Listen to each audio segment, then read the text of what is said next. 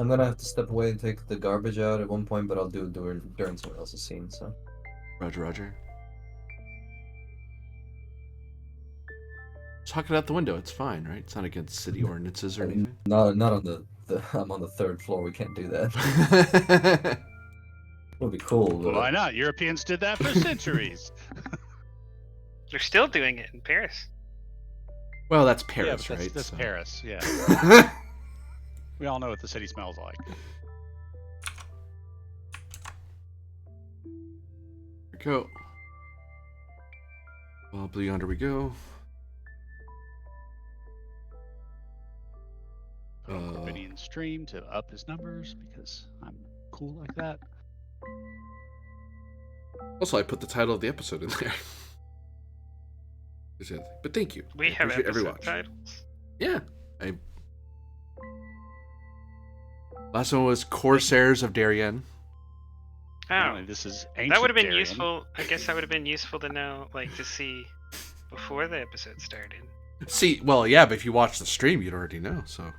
Guess I'll start checking Twitch before we play every week so I can figure out the title. There we go. All right, then.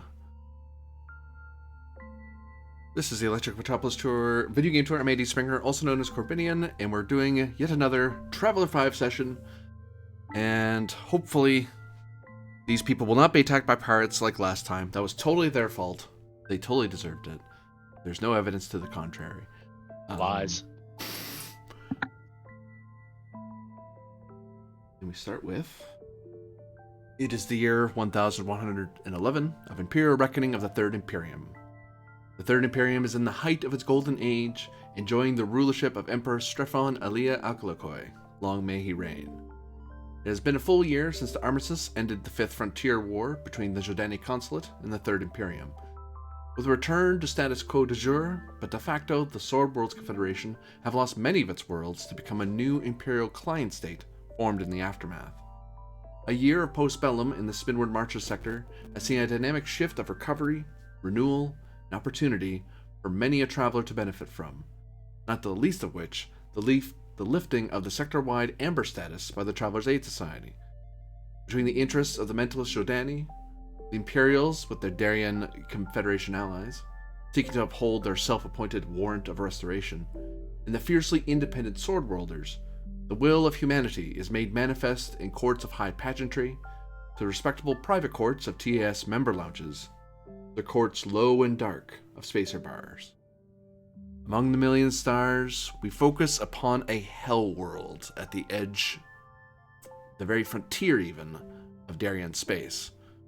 A golden world. In Daryen, spoom, in fact, means golden, or the color of its skies. And in one tiny little bit of technological marvel that's surviving the elements, a spaceport sits. Within that, we cut to those who are waiting for their next ride the following morning. And yes, we do keep skipping life pursuits every game. Know whose fault that is? Probably not mine. Well, let's do intuitions now, right here at the beginning, like we should. Yes. 2d6 for each of you, please.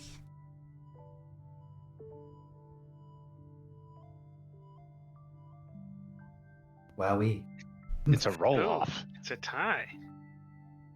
What happens now? Both the 11s re-roll and take their new numbers. Aha. See, we could have had someone with the really high whatever the first intuition is, but y'all had to mess it up. So the professor has insight, the bear has curiosity, and the knight, shall we say, has 4 luck.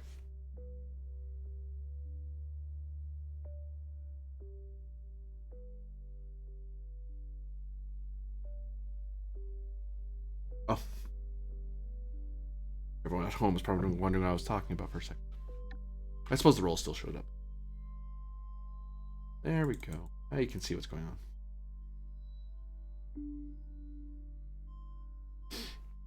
So this spaceport it does have a naval attachment that's basically a tiny little outbuilding next to the runway and landing areas. There's not a ton of ships. The spaceport itself is rather empty. There is a star town here, what little there is. However, the three of you, the group of travelers of you, great way to say that, but anyway, you are in a housing in the inside the spaceport itself. Is there a TAS lounge here? There is, yes. Okay. That's where, yeah, we all got accommodations at the TES lounge. Oh, I take Okay. that back. You, me, and the Calvare. Ibn, because I upgraded his ticket. Okay, well, I mean, Calver's a fellow, so. Oh, I yeah, got that's awarded right. a fellowship. Then it's just the vac suit specialist who had other accommodations, I think. Well, one of the first things Tarbin would do is ask for a extended briefing from the latest pre-news service bulletin. And I will assemble that and send that off to you. But is there anything in particular you're looking to highlight? Because I can dig into any one of those in the news thing. Dig into all of them. I want a novel. Okay,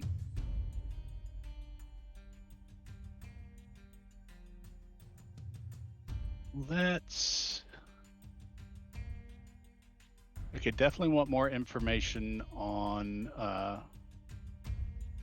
Daryen Merchant Deck Null's patronage contracts to the Rydane subsector. Raydane subsector, yeah. Yeah.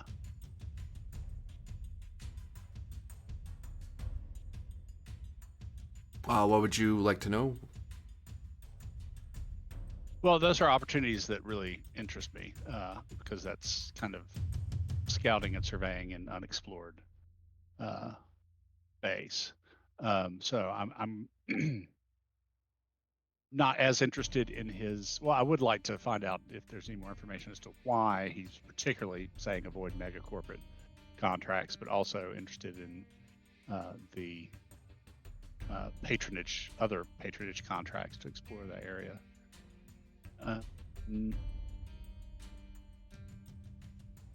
So the short of it is that it seems that he has the idea that most journeys, especially even if you're a jump one ship, you would go to the Elenzar spaceport in the Rydane sector, and there is a path of stars that are known between the Elenzar system and the Hollis system. The Hollis system is actually an independent, is a client state of the Third Imperium, which is a desert non-industrial world with a small naval base and scout base, which isn't widely known, but some Imperial Scout Service person must have come across them. Otherwise, why would it be listed in the Imperial rolls? Whereas Elenzar is also a client state, so there is some suspect, which is an asteroid belt and non-industrial world. Mm-hmm. But for some reason, the path between them hasn't been publicly made available. But there's no restrictions as far as TS has heard.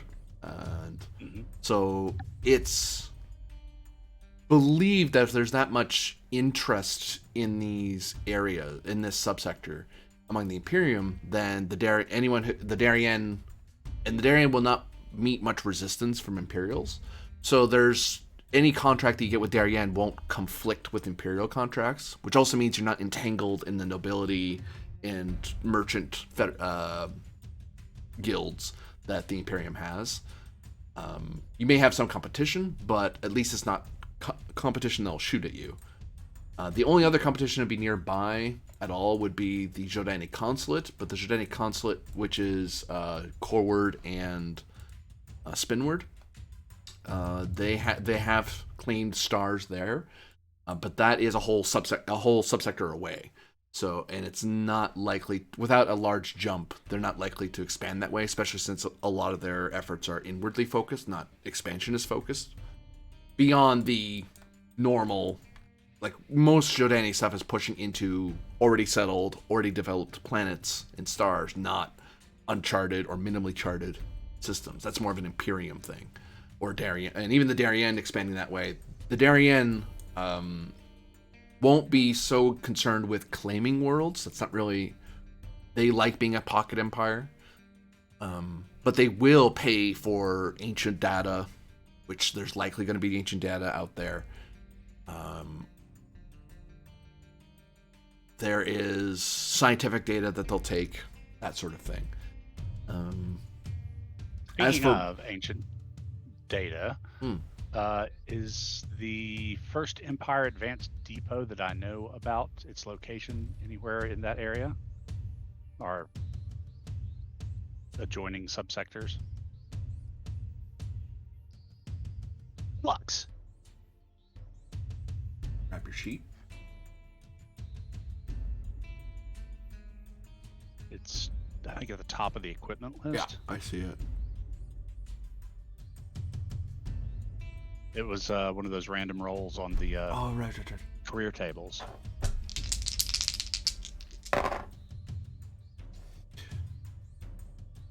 The data you got on your Corward expedition suggests that there may be something in the Raiden sector. Okay. Or if not, a subsector. If not an actual ancient site, then more evidence leading to the site in question.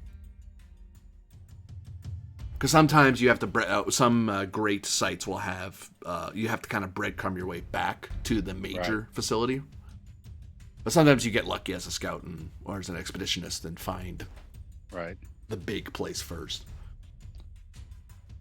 But there are, the numbers add up. It's, you are being, it does seem like it's pointing in that subsector. Cool. The only last thing to answer would be, you were asking why there was pushback against SUSE, against megacorporate contracts. Yeah. Mainly because a lot of megacorp, Deck Nulls kind of details out in the TAS member report that they believe that SUSAG in particular, but other mega corporations as well, other than the TAS, because TAS they don't build facilities. If there's a spaceport, they're there. If there isn't one, they're not there, you know. Right. And they're Imperial only. They're primarily an Imperium mega corporate. But SUSAG and other mega corporations have been pressing heavily into their contracts, especially in the expedition contracts. Normally, they would give people a loan on a spaceship and go, hey, pay back our loan by getting data, and that's normal. That's perfectly above board. That's been done for hundreds of years. That's not weird. What's weird is when the mega corporates start claiming, refuse you the right to claim, which that's the normal. If someone's on a corporate contract to discover something, especially in imperial charters or mega corporate imperial charters, you get a claim of land. Usually, you get a land grant because you're the one who found it. So that's your payment on top of your normal things. Whereas these mega corporates are going, no. If you find something, we get first call, and we will, at our option, we may or may not give land grants. That's not technically illegal, but it's not for the Daryen merchant Deck Nulls posits that's it's really bad form, because why would someone take a contract with you if there's a better contract down the road? That's why no one ever does it. But they must know something. And in his opinion, as an experienced Daryen merchant, they don't take that big a bet, that big a haircut, unless there's something big that they want to make sure they get.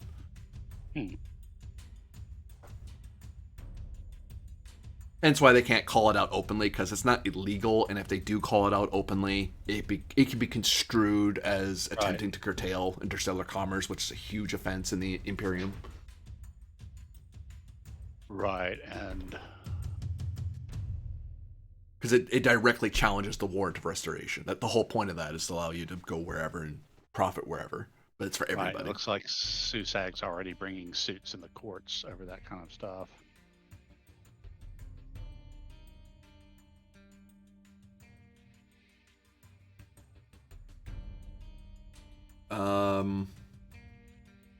He also in the report he would mirror that there's he suspects ancient technologies out there. Like I said that earlier, but he highlights that in the report that it's very likely there's ancient technology out there.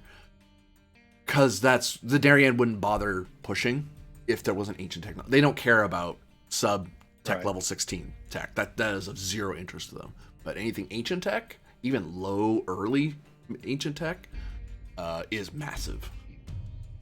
It's why the Daryen Confederation is so far ahead of everybody else, because they had an ancient site on Daryen.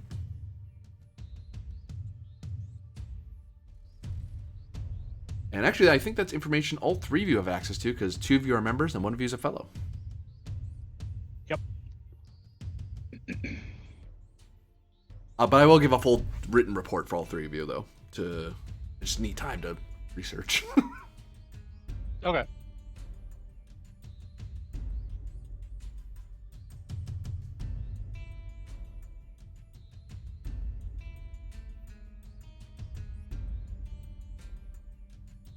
So, I imagine 3 of you are meeting in the members' lounge. Yes. That'd be great.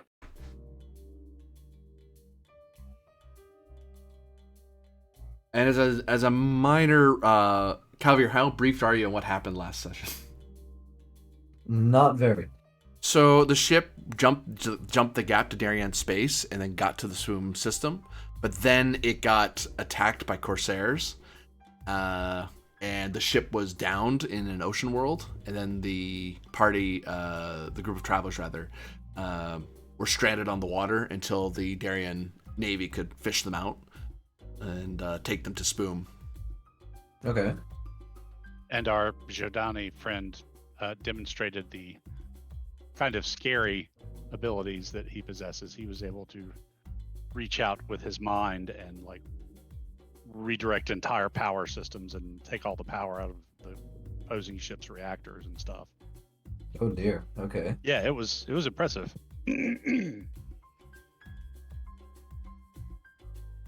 Carbon, meanwhile, got blown into outer space and then teleported back to the hallway with the other 2 by, again, our psychic friend.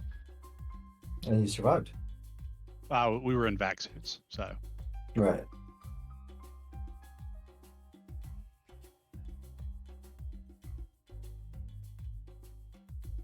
Shall we try and find work here now that we are here? A contract? We're Something leaving. small? No, there's basically no one on this planet, and the people who do live here would rather just kill you and steal what you have on you. Oh. We are trying to get off this planet ASAP, and I think we have to wait 2 days for the ship to get here. I thought he said it was tomorrow morning. Sorry, it is tomorrow morning, but yeah, it's you still have a day before the ship you need should arrive. So yeah, I don't know if there's any point in asking around, because the kind of people here are like living on the edge of society in a lawless area. The kind of stuff they're going to want to help do, I don't know that we want to help them do.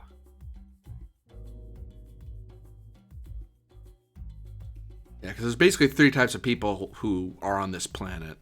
Well, 4. One is the space people who work at the spaceport and the TAS members, travelers in general. Then you have your military, because there's a military base, ground military base, and this is a world that's basically uninhabited. It's a great firing range, a great place to do exercises for the Daryen military. Third would be various people who fled here to the edges of Daryen Confederation space and are hiding out in the Hell World landscape to evade authorities, and will use because there's no central government really beyond the spaceport itself, which is its own, whatever the shield reaches, and the military base, and whatever the large swath of the world they claim. This is a hell world. Could you show me the map real quick?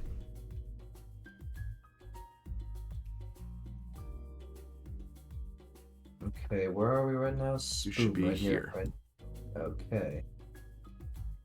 Interesting. So we're only one jump away from our destination. So, like, in about 8 days to 9 days, we should be at our destination. Well, you don't get to visit a hell world every so often. How about you guys help me collect some soil samples and atmospheric readings? So I'll tell you what we were told last week about leaving the spaceport. It's almost an instant mugging. So Uh-huh. I will go with you to keep you alive if you insist on going. But if you insist on going, you know, you have been Well, I warned. mean, does the TAS lounge have some sort of vault that we can put our things in for the time being? Yeah, they have a safe they could put it in for you. Yeah. Can't put your liver in a vault. Hopefully they won't mug my liver. I mean, we can, but you It's might hell have a world. backup liver. Someone here probably needs a liver and can't get it because they're on a hell world.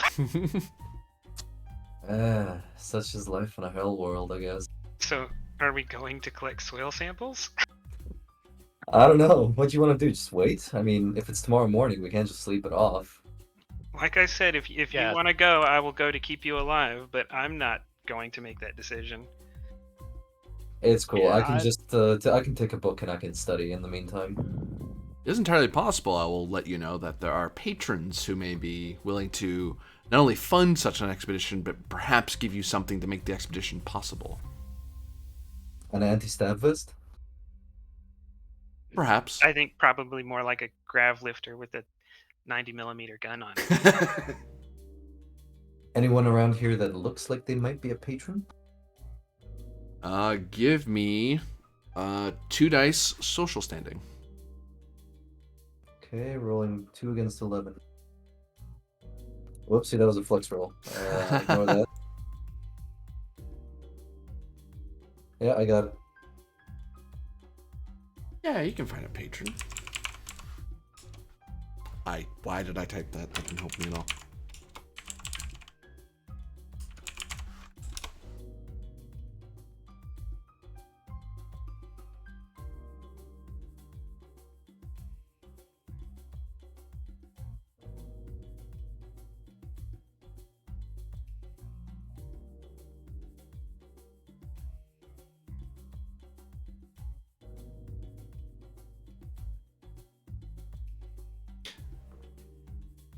So, you do, after looking about, and you do see that there are a few people who, especially as you've traveled with some travelers aid members, and also becoming a fellow yourself, you can kind of tell there are some people here. There's a difference between people who are travelers who are here to go on their next journey, or find their next crew, or fund their next ship, or people who are working here, few as they are. But there is one young man, Valani, with long hair, who is seems to be seated in an area that it's like a booth at the far back, and usually patrons will sit back there. It's not a rule. It's not a written rule. It's more of a custom that if you are a patron, please kind of sit back there a bit. So if you want to have work discussions, you're kind of out of the way of the main of people just coming here to relax or on a vacation. If you're looking for work, usually if you're sitting back there, you should be offering work or at least paying for beer. You know what I mean? Like, Okay. Gentlemen, potential job offer. Something to kill time while we're here. Shall we go speak to the man? Sure. Got nothing better to do. Alright, follow along. Head over there to the patron-looking person.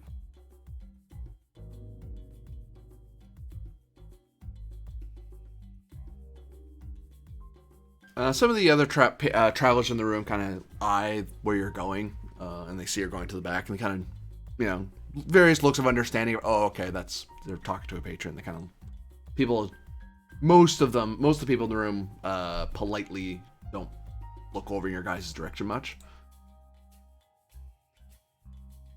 A couple gawk, but they're too far away to really hear the conversation. They'd have to, if they wanted to hear it, they'd have to get up and go over, or they had good hearing. Either way. they were a bear, perhaps.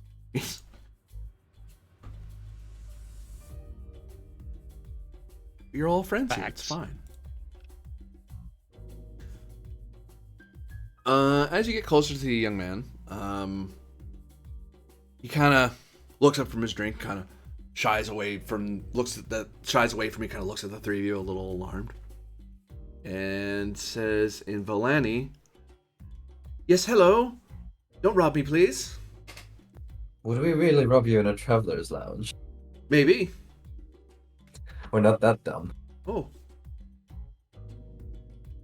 Look, we're stuck in this hellscape for another day and we're looking for work. I'm a professor of biology and these are my colleagues, each with their own talents. We're travelers, you see. We're looking for something to kill time. oh, yeah. That makes sense. They speak Maybe Anglic. May we sit? Oh, sure. And yes, Anglic would be nice, so my friends can understand. Yes, hello. Hi, Mr. Bear, and Sir Knight. Yes, hello. Hello. So, your esteemed friend here was saying that you were looking for work. Yes. Something to kill time until our ship arrives. All right. And you see that in their hands are kind of fiddling with what looks to be some sort of rather fanciful hat, but it doesn't look particularly practical in any way. It looks two of you. I will say it is not a naval hat, and it isn't an academic hat. It's something from the core of the empire. So it could mean something, or it could be an affectation. The bear grew up on Selea, at the literal heart of the empire. It actually grew up on the capital planet of the empire. Ooh. Do you have any world knowledge left? Not. That was for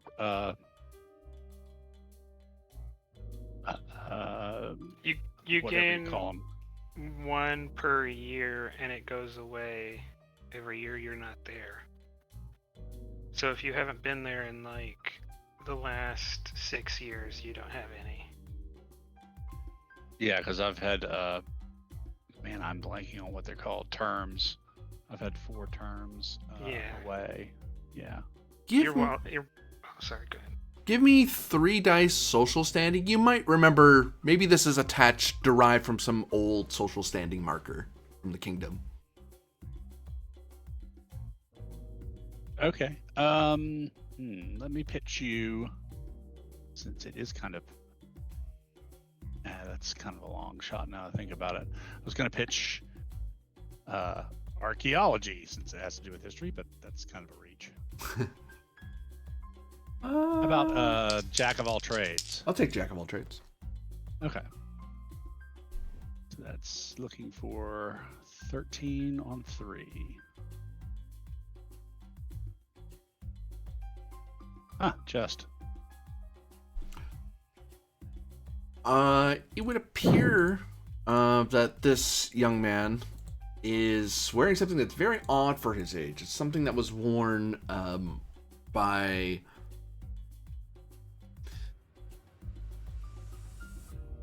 the law enforcement officials of the kingdom. People don't wear that anymore. They haven't worn this sort of headgear. Well, sorry, the few people who do wear this kind of headgear still are directly descended from the Selea law enforcement authority. And that you're talking almost 1,000 years ago, where the Selean kingdom really had its own, was separate from the Imperium it founded. But it's more of a home guard, a home police. They still exist, but the Imperial Navy exists. The agents of the Emperor exist. The world knights exist. So the few people who would have such a hat are directly descended from their law enforcement. Yeah. I take it you're descended from the Selean police corps families. Who told you? How'd you know? You're wearing the hat. Oh, yes, this. And he kind of tucks it under, he kind of lays it on his lap, and it's not very practical to have it on his lap, so he just sets it on the seat next to him and puts his hands in front of him and twitches a little bit. I grew up on Capitol. Oh, did you? Did you? That's interesting. Well, then you can understand yeah, you probably understand. So, I have a small problem, and it has nothing to do with the hat, really, I promise. Um, there are some people who decided that my hotel room was a place to have a small party. And then in this small party, they basically took papers of some importance to me and friends of mine and took it with them. Unfortunately, I figured they knew better than to attack a men of my standing, but apparently these Daryen outlaws don't know better. But, no offense to you, Sir Knight. You're an upstanding individual who I'm sure has some technical ability that is worthy of the rank. But, And I'm sure you have a standing that means something somewhere. His technical ability is basically peer-to-peer sharing. As you were saying, good sir. yes, well, I was hoping that someone here would be kind enough to retrieve it for me. I do know where they went. Well, rather, I have a tracker that lets me know where it went. And I did rent out a vehicle from the spaceport here. But I am but one person far from home, so this does need to be dealt with, so that is that. And you'll look to be rather robust and undaunted by the golden air. Let's talk matters of payment. Well, what I can do up front is I can give access to the vehicle. I can broker the sale of any illegal goods that they have to the relevant spaceport authorities. Since you'll be collecting it from thieves and miscreants and whatnot, I'm sure the Daryen will have bounties on them or some such. And actually, I imagine Sir Knight here will be more than capable of attesting to that more than myself. I can give you out of pocket 680 credits. And I know that's not a lot. I don't have a lot on me at the moment, but I am willing to, if you are successful in finding my papers intact and in order, in good order, rather, not in collated order. That'd be silly. But I'd be willing to stand instead for your ownership of the vehicle, so you can take it with you on wherever it is you're going, and I'll put in a good word with my friends, who will appreciate my letter of recommendation. Would you mind if we conferred amongst ourselves for a second? He looks What kind of around at the vehicle very did you many say it people was? just waiting to get to his table, which are none, and goes, sure. Okay, let's step on the side for a second. What kind of vehicle did he said he was offering? Is that just a vehicle? He just said vehicle. No, okay. Something Yeah. to traverse this hellscape, I presume. Maybe armed with something. So question is, the can we even ship we're bring it- building has room for vehicles. Can we even It- bring it with us on the transport? not anymore. I stripped the car and stuff out because tonnage. We do have a cutter, right, that can land on its own, which is better than an ATV or anything. Right. And Um, we have enough that- room to put grav bikes or something on there. Something small. and yeah. And if needed, I could cut down vault space or something to get a hold. But 600 credits. I spend that on like coffee every morning. It's going to cost nearly twice that much per ton of this ship it. vehicle just to get it to Daryen. This is money losing in every way. In The fact, only the only profit I smell here is to reject the contract, find out where the people who stole his papers are, and then maybe they have more money or are better at striking deals. Well, but that's not also nice. the one particular that might be truly valuable, it depends on who his friends are. Who is it that he can give us a good word with? We should ask, because this is actually a money losing adventure for us unless he's got really good friends. Yeah, either the only things that make this really potentially interesting are if he's got good friends, and if the people we're going after have a lot of valuable stolen loot. Yeah, which it's kind of funny. The other thing he's offering we don't need. We already have a Daryen with good broker skills. Right. And I could, I don't need his help buying a car. I have over a mega credit. I could just buy a car if I wanted one. So, yeah, really, it's only the friends. And Yeah. right, like you said, if they also happen to stole a very expensive item from Yeah. someone else. But I mean, even so, there are easier ways to make that kind of money Yeah. with the kind of money we already have in pocket.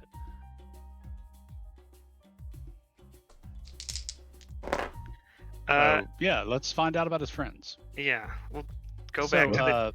Oh, go ahead. Sir, whatever his name is, or Officer so-and-so. I'm sure that's the title that comes with his family. You could at this point with the job he's offering, just call him Officer so and so. These friends of yours, who might you be able to introduce us to? And we're having a social roll. Is it He because we seems call very them nervous, so I'll Officer just- so and so? Well, no, you're asking for Go information for he's it. not terribly keen to give away, but you might be able to get him to tell you. Oh, might I smell a bounty here? He might be valuable in his own right. Although being in a traveling lounge, I think makes him off limits. No business in the lounge, unless the TAS authorizes it.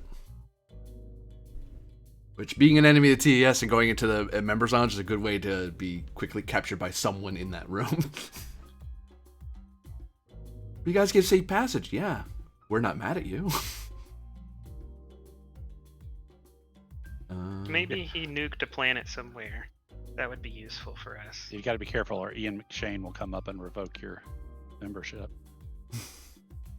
I'm sure that's a reference that means something. John Wick. Oh.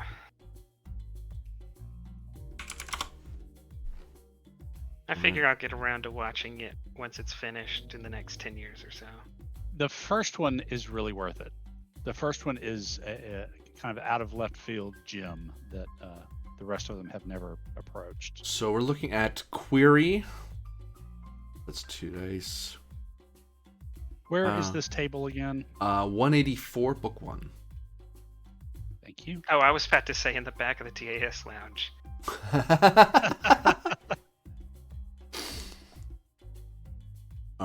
So this is a query. There You're we go. asking him something. 185, the next page has more details. What strategy? Discussion? By the sound of it. Tactic. Let's see.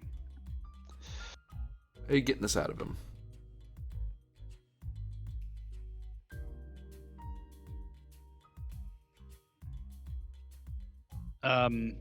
Okay, I could use logic because the whole bit is, look, the money is not good enough. The vehicle we're not interested in. The loot, whatever. That's too iffy. The only thing of potential value to us that would convince us to do this would be, if your connections are good enough. Or, I could always use flattery about his lineage from the famous and honorable law enforcement of Solea.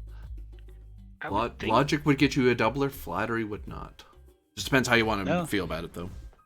And I would reinforce your idea of logic, because it's also not just like nothing you're offering is of value except for this your context. It's also nothing of value. You have nothing of value except your context, and you have no other opportunities. We're the only people who care. Right. Okay. So yeah, we'll go with logic. Okay, so that's a doubler. And the current law in effect is superiority, because as you talk with him, it slowly dawns on the three of you that his social standing is 7. Oh wow. So he is wildly out of his depth. we almost. I think all three of us almost double his social standing. Hence why he got super scared super quick, because he saw, oh, those people look really... The nicest thing he owns is the hat. Everything else is like hand-me-down, is stuff you buy out of a store, not stuff that's tailored for you. It's not like Solean law enforcement was ever paid all that well. And I would suggest you ask for a mod of brazen, because we're not trying to talk this out of him. We're coming up to him and telling him, like, your offer's not good enough. Make it better. You could, yeah. Yeah. Okay. We'll go for it. We'll do the doubler and the +3 mod. And the +1 mod for superiority.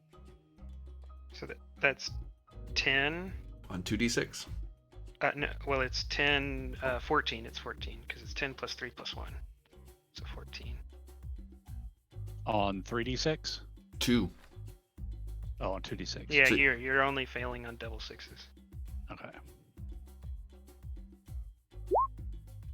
And I did not roll that. It's kind of easy to get people to tell you what you want if you if you're superior to them in social Right. standing, and you're brazen about it.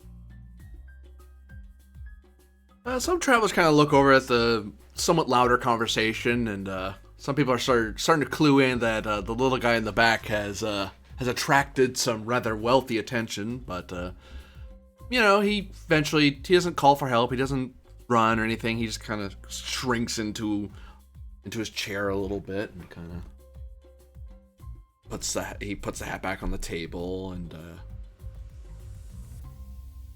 he looks around.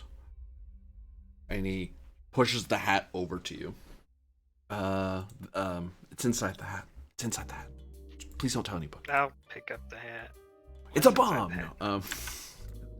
No. Never pick up the hat. Never. Dude, that was a rookie mistake.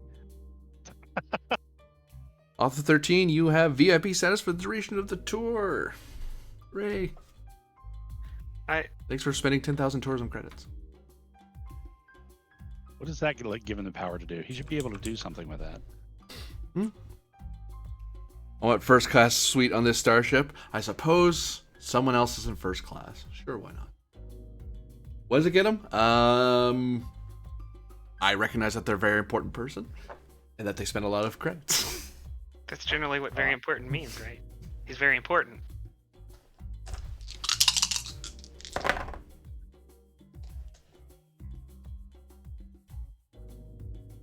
That side and that one, but this one.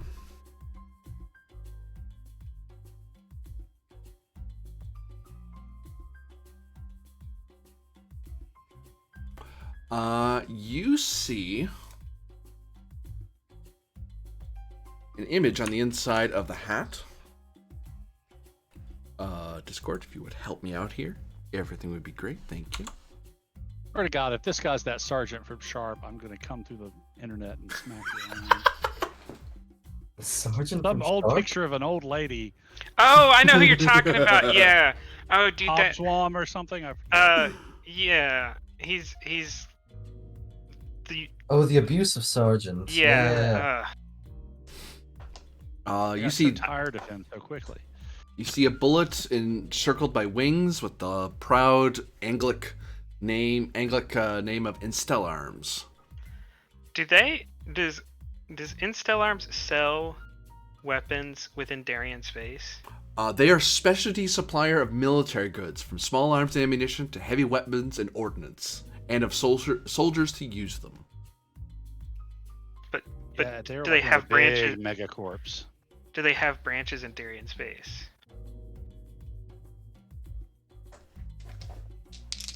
Oh wait, yeah, they would. I was about to roll Flux, but of course they would. They're allies, so there would be an office. They'd have at least a branch office, a regional office at Darien, if not elsewhere in the Confederacy. I look in the hat and then close the hat and say, "Explain." So, Sir Knight,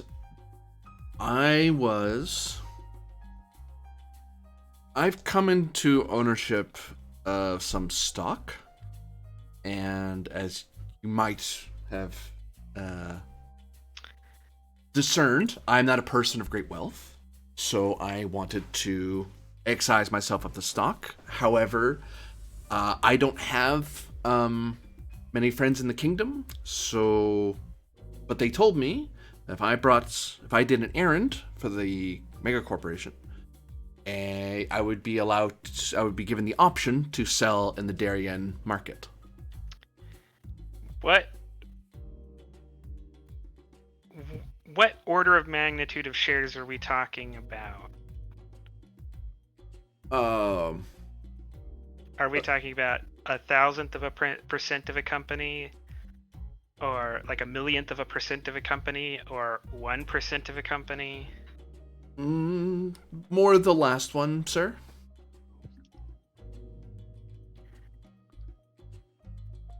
You are very lucky that I entirely deal in above board contracts, because that is not something you should share with people, because the value of your shares far exceeds what you're willing to offer, and I haven't signed a contract with you yet.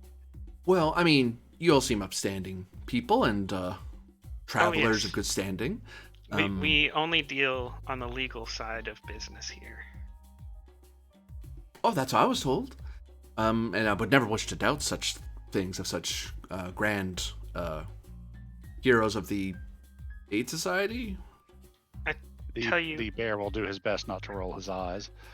It is immediately obvious to the three of you this guy must be a fellow. There's no way this guy got a lifetime membership in his lifetime. I tell you what. And he probably bought his fellowship at best. I think there is something here. You can let your friends know about us if you think this job went well. As far as payment for the job, what about 1/3 of your shares? Because right now you have 0 shares. If you hire us, you might come back into ownership of 2/3 of your shares. Okay, so we're going to go back to the personal role, because now you're commanding him of something. Or persuading him, I suppose. Persuading, force of... probably force of will. I'm not being particularly charming, because I don't need to be, because he's up a creek without a paddle. Ward of Restoration indeed. Now, so yeah, 3 dice for persuade, force of will. It's kind of like logic, right? He has literally no option, so I'm setting my price. What is he gonna do about it? Or that might be authority. I don't know. I would probably lean into authority or debt, basically. Like you're trying to instill a debt that he has to clear. Does debt help me? With force of will, no. But authority does. Yeah, if you'll allow authority. Yep. That gives me 8. And then Law of Superiority is +3. And +2 because you're persuade, not command. Oh, sorry. Unless you are commanding him to do this. No, that would be illegal. Some would say it's you enforcing your social standing over the inferior, but, those people are jerks.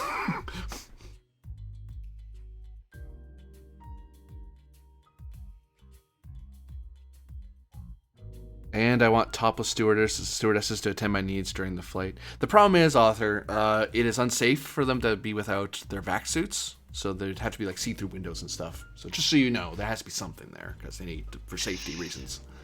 So far we're at 10 brazen. Oh no, yeah, brazen is available for persuade if you think it applies.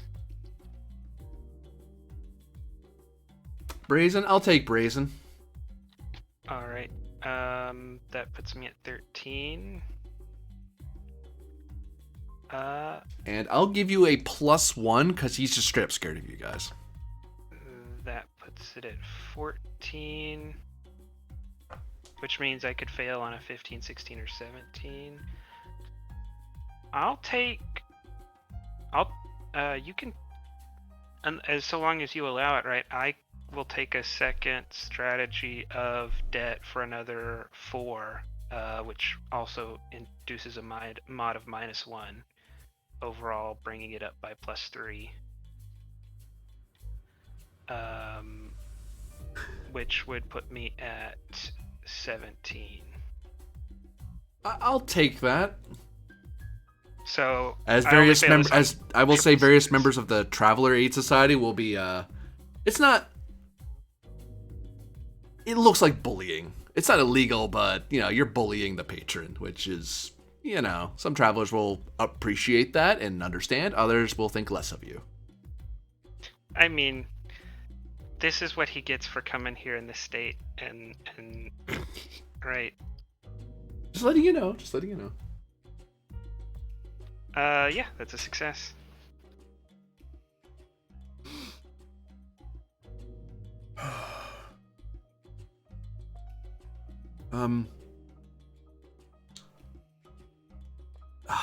Yeah, if I don't get the papers, it won't much matter. I'll have none of it anyway.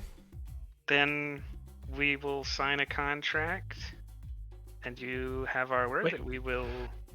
Oh, wait a minute. Are those shares really worth this? Is it really worth us going out to a hell world and GM, I guess having to fight for it? I guess, GM, I should look into that before we sign the contract. That's a good point. Can I pull out my personal computer and see what you say somewhere around 1%? I mean, 1% of a company, as in he owns enough to be a major shareholder. If it's like traded on an open market. At 1%, that's not a major shareholder. It's not like a controlling shareholder, but 1% when you have millions or billions of shares is a significant shareholder. But yeah, let's find out if the shares are worth. Can I pull out my personal computer and see what they're trading for in Daryen space? I mean, we are talking about going out to a hostile environment on a vehicle we didn't choose and potentially fighting God knows how many people and risking our lives. Well, see, that's the special thing. We may not even have actually. And you're not Hervor anymore. Give me.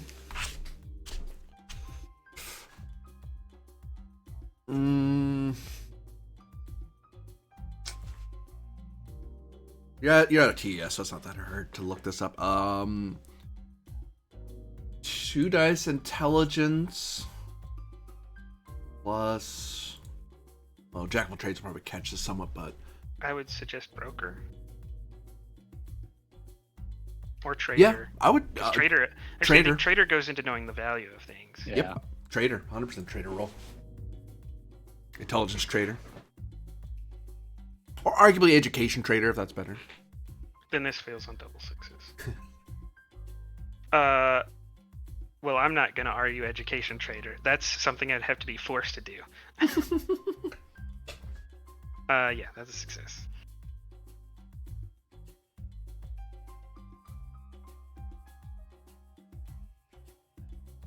So, He stands to earn significant amount of money. Exactly how much now? For 2/3 of a significant amount of money in this case.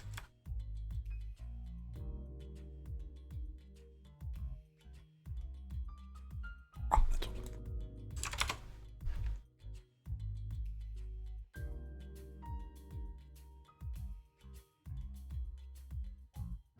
He's looking at an RU. A resource Yeah, unit. yes, we are going after this. I know that's a lot. I have to look up how much that is. It's not given an actual value because it exceeds. Right, it's like dealing in millions of barrels of oil. The price is kind of irrelevant. You're either a state actor who can trade in it, or you're not a state actor. The price is kind of doesn't matter. For you guys, if you're getting a cut of that RU, you would be, depending on how many RUs he has, it's likely just one, because it sounds like he doesn't have, if he had 2 RU worth of stock, he probably wouldn't have this low social standing. Stumbling upon a single RU worth of stock is the greatest lottery of your life, if you could ever sell it. Which, unfortunately, he's a social standing 7 person, so he can't deal in RUs. He's not. Do you guys think that the guys who stole it know what the hell they stole? Probably not. So you're looking at multiple mega credits for your cut. Okay, so first of all,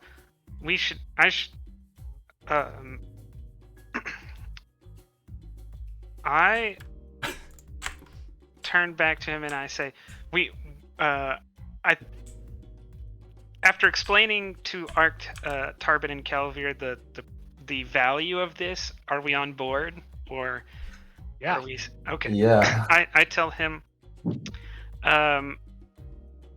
we will agree for 1/3 to bring this back to you, if at all possible. Perhaps we're willing to. You look like you're going to have a hard time selling this on Daryen. I might be able to help you broker your shares, because I'll also need to broker the shares that we earn. So maybe we could discuss that when we get back. Oh, yeah, maybe. Because I'm in my mind, I'm thinking, if we pull this job off, we as a group get 1/3 of a resource unit and maybe a percentage of the remaining 2/3 in a brokerage fee. Not bad. I will say, as a knight of the Confederacy, you'd be authorized to, if not necessarily own an RU, you could at least broker an RU trade, because you're a member of government. So you're able to touch RUs.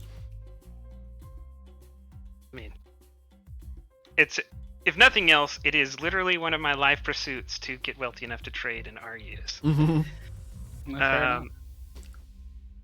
Then the keys to your vehicle.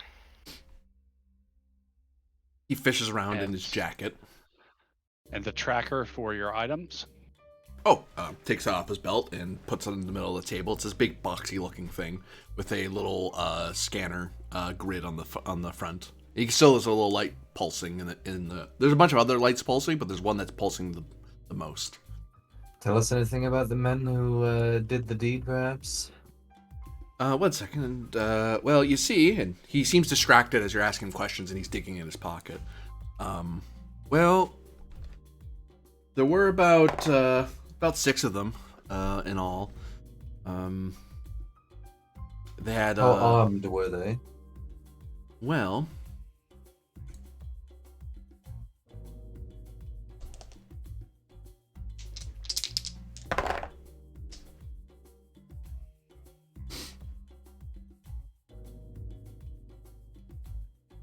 Well, they all had very heavy-looking clubs, and there were 6 main guys, and then there was each of them had an extra goon to each of them who would just kind of surrounded me, and they kind of beat me down to take me for what I wanted. Yeah. I see. How many passengers can your vehicle hold? What is the nature of your vehicle? Is it a grab sled? Is it a tracked vehicle? Is it a tank? Well, he continues fishing for the keys. And the vehicle he's offering you, once he finally gets the keys out of his pocket,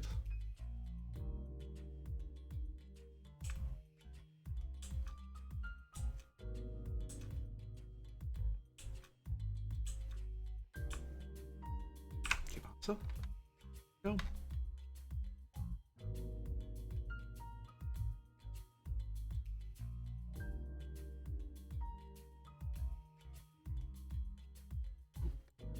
It's in this book, isn't it?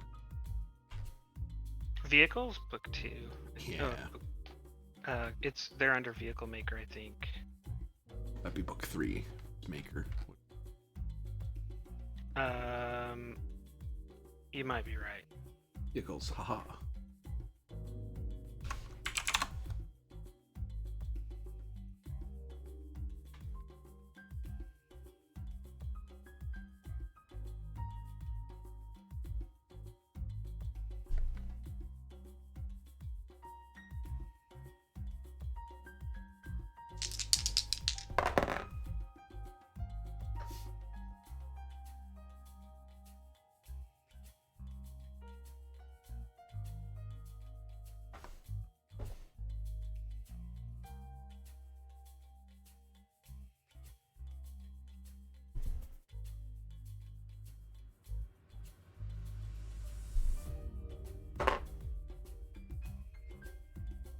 It is a very fast lifter. Oh, so no armaments. Well, he didn't say that. Yeah, some armaments. Okay.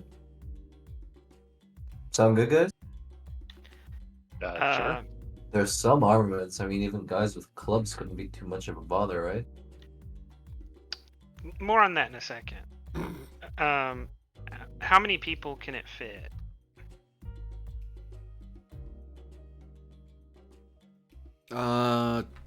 Two people up front, 4 in the back. No. So 3 more people than us. All right. Let's excuse ourselves from the patron and discuss the job. Okay. Okay. So as we separate, I'll say I'm thinking we go around the lounge, say maybe 20 K credits to anyone who comes with us for a short job just to look tough. All you got to do is look tough and shoot back if you start getting shot at. We go there and we negotiate with them because they can't sell what they have. I guarantee you they don't know what they have and they can't sell it. So we just don't tell them what it is, just negotiate with them, and as long as we're not buying these for mega credits, right? As long as we pay only 100 or 200,000 credits for these, they'll get some money. We don't have to fight, and we will get paid back far more than we spent.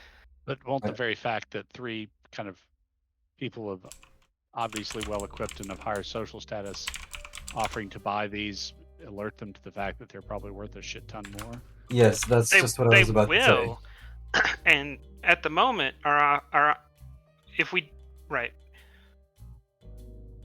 if violence to get the shares back is the most likely outcome, then this is just one way to avoid violence. It may still devolve into violence, hence the hiring toughs. And frankly, if we just show up with a bunch of toughs pretending to be tough, then it's just going to arouse even more suspicion that they're holding on to something which is probably worth a lot more than they know. But if we show up with a bunch of toughs and say, give us the shares and we'll buy them off you, or take your chances in a firefight, they might just be willing to take more money than they've ever seen. Right? If they're living on this planet, it's what we can offer is probably more than they've ever seen. They might take it instead of one or two of them dying in a shootout. Are we that liquid though? I am. You Yeah, are. I mean, we are. I'm just not sure it's necessary. Oh, just I mean, if Tarbin is ready to go for the shootout, then Calcium will go for the shootout. But Well, I mean, I'm not saying we get directly to the shootout, but I mean, we're going to show up and I'm 9 feet tall with a assault shotgun. So, okay. I mean, I can hang it back and play the muscle. I mean, that's Like fine. these are probably just some poor village idiots who didn't know better, and I don't know, maybe they just don't know how far they've gotten themselves into. Like, let's just go there, talk some sense into him, and tell him to give it back to us because someone's very pissed that it's gone. It's sentimental, you know. All right. If we're gonna do that, I need to buy armor, body armor at least. I'd like to purchase weaponry as well. At least the pistol, a sidearm, you know. Is there anyone on this planet who sells any kind of weapons or protective equipment? Or does the TAS perhaps have something to give us on loan?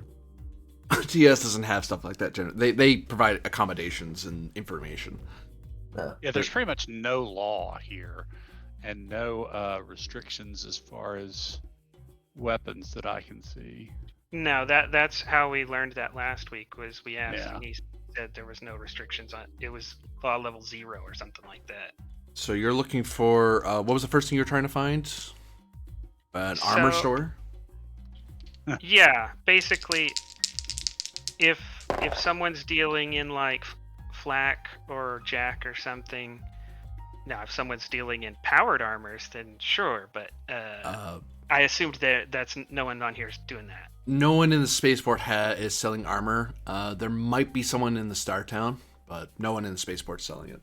Because the spaceport they don't see enough people for people to make money being armor sellers. Then we can try on our way out when we go get the vehicle.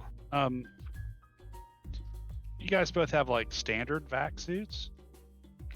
Yeah. I mean, the vac suits are going to handle it pretty well. Someone was asking for a weapon, I recall. But Yeah, I mean, standard vac suits are going to give you an armor rating of 10, whereas mesh is going to give you the same. And vac suits, you're also going to get better protection against stuff beyond what is it? EM cage and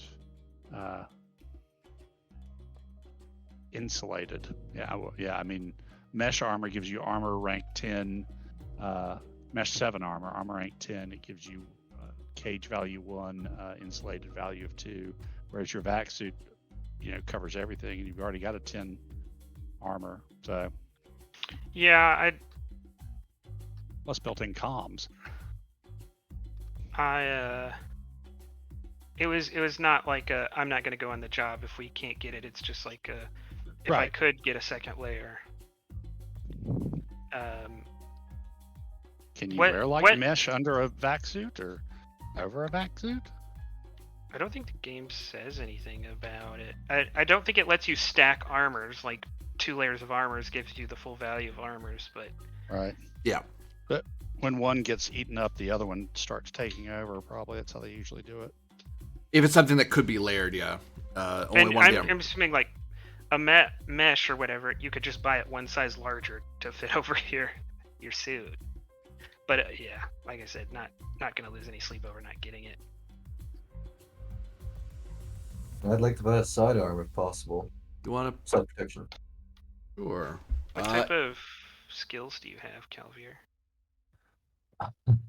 With In regards to fighter. combat, practically nothing, I think. But I'd like to have something at least to stay on my hip, you know. If you don't actually want to like own it long term, I'll just let you hold on to the vibro blade I have. No, who knows? I might find a use for it someday. So, Um, I'd like a pistol at least. Of the people in the Travelers Aid Society, because there's no weapon store for the same reason there isn't a armor store, but there is someone there is a fellow traveler who's like, hey, if you're looking to buy a pistol, I'll sell you mine. Yeah, sure. It doesn't I- have to be anything fancy, like maybe I don't know, a slug thrower pistol. I don't know, just something. Yeah, they take it off their hip and put it on the table and show you a very heavy pistol with Very ammo, heavy. of course. I'll try it. Does it fit into my hand? You can feel this thing is mass 4.4. Get what the mass measurement is. Kilograms. Like That weighs 4 kilos that weighs of a four gun. and a half kilograms. Whoa, that is a big gun. Yeah, I was about to say, I have a Magnum accelerator pistol that weighs half a kilogram. Do Yeah, you I mean, have? I've got a Magnum pistol that only weighs like 1.3, which is still Yeah, down. basically, but that makes sense because right, there's no ultimate designator here or anything. This is something our like real world society could produce. And this is an elephant like- killer. Like holy shit. Yeah, it's Yeah. probably like tech level 7. Do you have anything smaller, like a 38 police special, perhaps? A what? Something smaller. Do you have a non Magnum bullet firing pistol? No, I just have this one. I bought a laser pistol recently. I've been hanging on to this thing just because no one bought it off me yet. I was thinking of trading it to does- some locals for like, a house or Does something. does it come with a holster? Oh yeah. How much? Oh, it comes with the face. I'm not gonna charge you for the holster as well. No. How much for the thing? Oh, for the whole thing, $750. Fine, have it your way. I'll That- split up. That Yeah, is I'll- extortionate. I'll take it. It doesn't matter.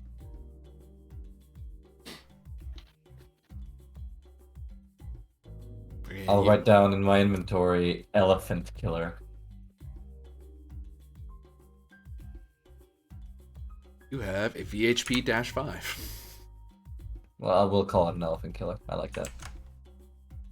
Quote, elephant killer.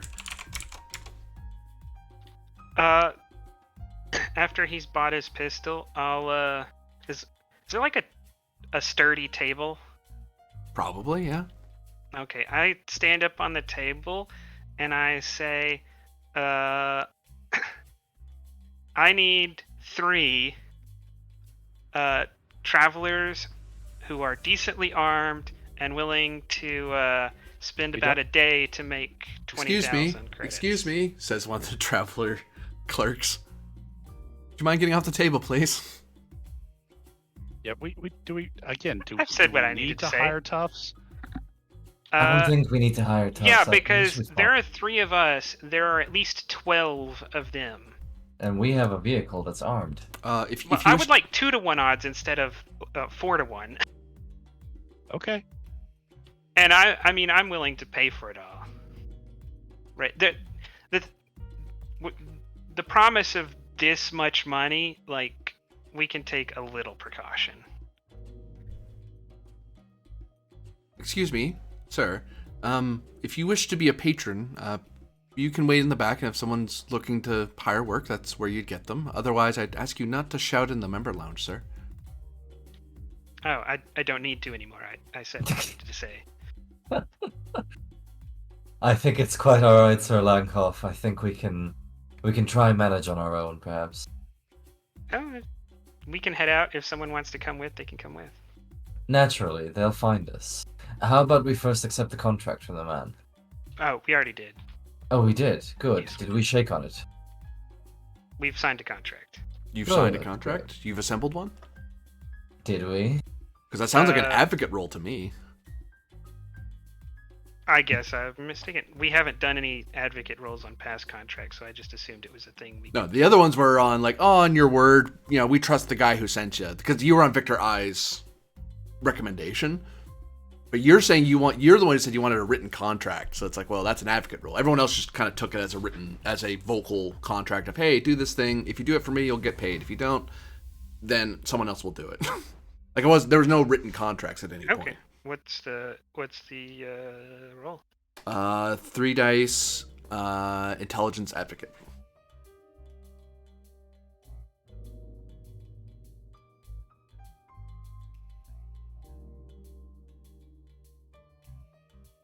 To make sure you make a contract that is beneficial to you. It doesn't have some weird out that lets the patron out on some silly thing, or gets the cut based on things you didn't agree on.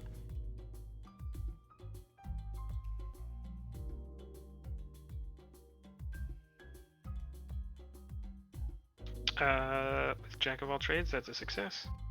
There you go. You are able to write up a contract, and it's something that you understand. It's something your patron understands, and you both sign it. Do you have your fellow travelers sign it as well, or because because you're the one writing the contract, you can decide how it's spaced out and who's agreeing to what.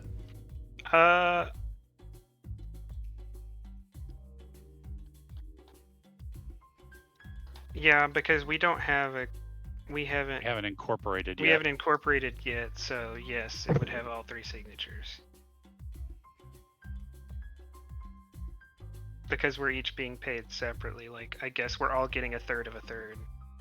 Right.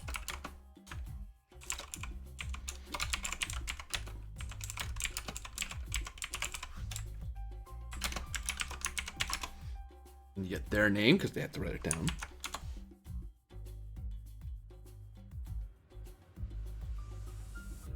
Security Ikim. Which, Tarbin, now that you've heard the name, Ikim was, you remember way back when you were a kid, there was like this museum of brave law enforcement of centuries past, and Ikim was one of those law enforcement families. Okay. So you never did hear of them being nobility, which is, usually if you were in high standing, if your social standing was high before, it usually just got higher, or at least stayed level, even over centuries. This person's well below what that badge signifies. He had some ancestor who screwed it all away. Or he's not who he's purporting to be. And for your shouting on the table, give me 3 dice on your social standing, to see if anyone, just on your reputation, on your standing alone, someone's willing to talk to you outside of normal channels. Yep, that worked. It's success.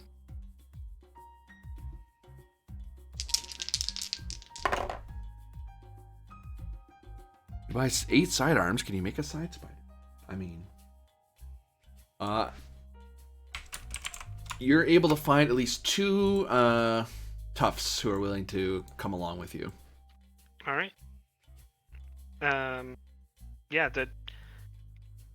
We'll just do this one word of mouth. If they go on us with this, and we all survive, they'll get 20k when we get back each. Better than sitting around here waiting for the next boat out, sure.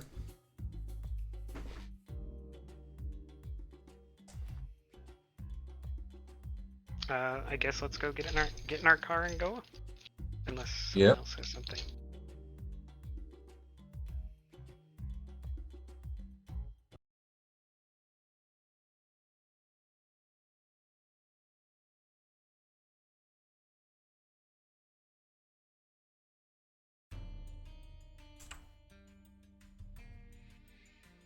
So, you go over and seek out the lifter in the garage. Yes. In the spaceport. And you find yourself in the presence of obviously a off-road vehicle lifter. Basically a thing that it doesn't, unlike grav vehicles that can go really high up, that can cover super far. Lifters think like the if you've ever seen Star Wars, you've seen their the land speeder. Yeah, it's like a land speeder. It hovers just off the ground. Goes pretty fast. Has some armor of its own. It's some basic protections to survive the elements and some minor attacks. This type of off-road vehicle, this type of lifter goes for about 1,600 Oh, sorry, I got that wrong. It's worth way more than that.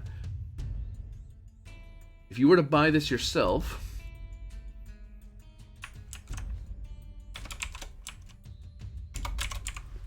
be 1,610 kilo credits. That's 1.6 mega credits. So actually, the vehicle was pretty valuable. He just couldn't explain that.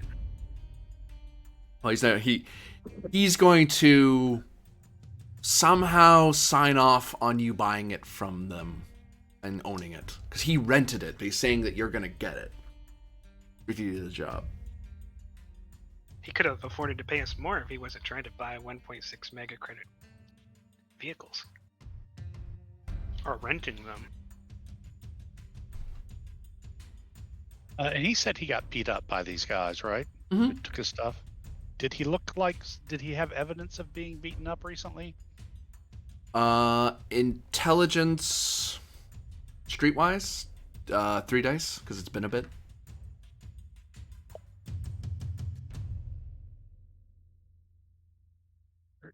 Off of 3. Fuck if I know. Yeah, maybe he just looks cruddy because he doesn't have the nice spas that you go to. I don't know. You gotta keep the fur healthy, man. Get the Yeah, underfur out, he's get lacking fur, which is kind of making things weird for you. It's like, usually you can tell by the matting of the fur, but hell if you know. Yeah. All these humans look the same to you after a while.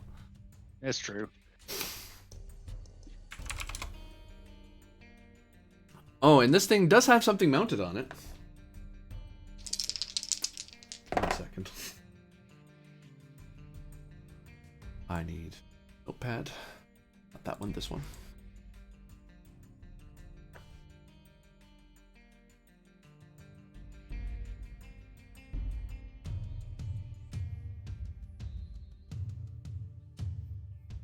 There we go.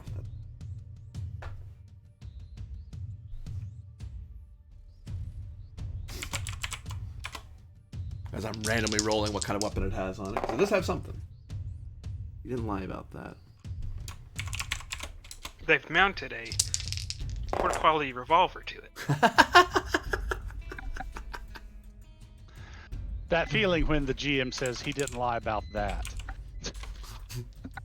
My revolver is of the utmost quality. Kills elephant. Not that I've ever seen one.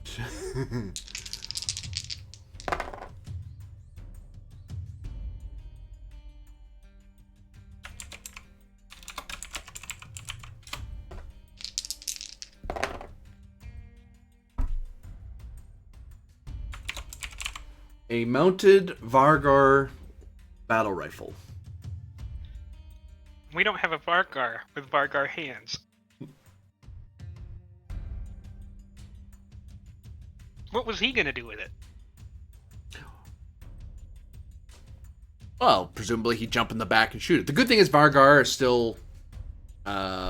anyone can use Vargar weaponry. That's kind of the benefit of Vargar weaponry. They're made so that any alien can use them. Not just the Vargar. With the intention that Vargar would sell the weapon to other people. That's how some of their Corsairs make their money. With Vargar weaponry. Alright, so... In fact, maybe... Tarbin, you want to do the talking, and I'll stay back with this and be the tough. Potentially, we could do that, yes.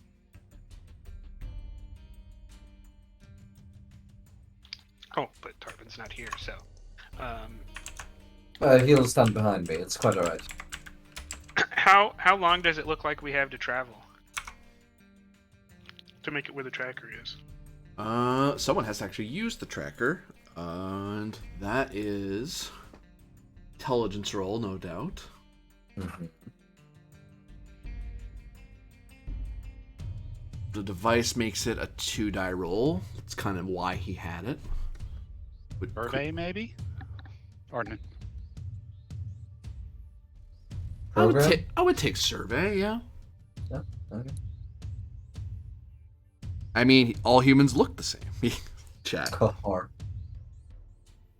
It can handle see-through. Look, don't touch without consent. Consent is mandatory and hot. That's what they say on the advertisement. Their author. 60s font.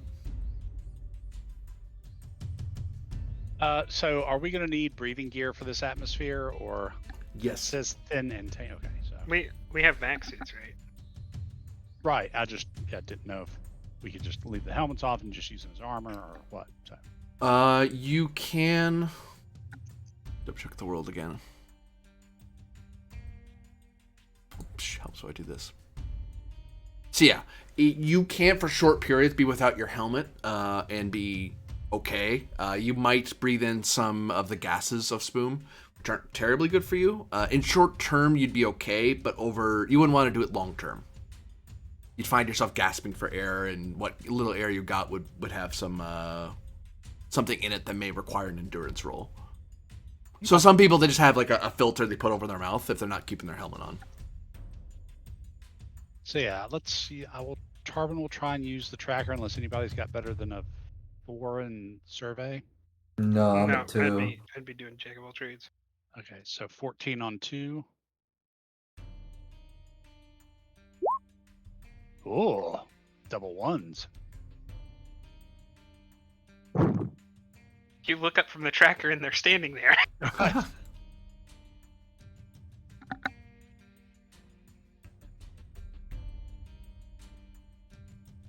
And they are. Let's get you. Figure out how far away from you they are. They're not going to be super far away because they have to get to Startown. And at best, they'd have a lifter like you do. You wouldn't have much better than that. I mean, tech level here is 10, but there's not a ton of economy here. People can't really afford a lot. Whatever they have, they probably bought it from the same guy he did. Anybody's got grav driving? Lifter's what you're looking for. No. Okay. It's covered by drive, though. I can fly a rotorcraft, but What's your drive skill? I haven't got it. Okay. Then I think we're relying on one of the people with jack of all trades. Yep. Gotta get my map of Spoom in front of me.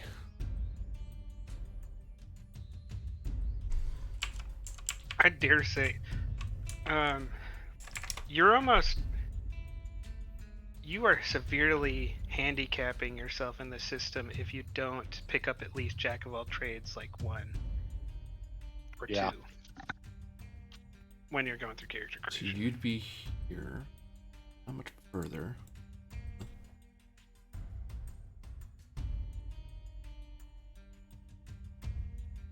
There is a nearby town. They're not going to be there. It would be hiding somewhere on the precipice. Okay. I can drive GMs and players insane. Nah.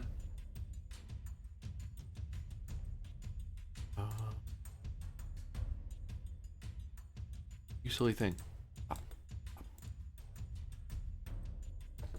One second, my map software is fighting me. And I would have lent you a gun, Calvir, but all of mine are bio-locked. Oh. Well, that's a shame. I didn't want someone shooting me with one of them.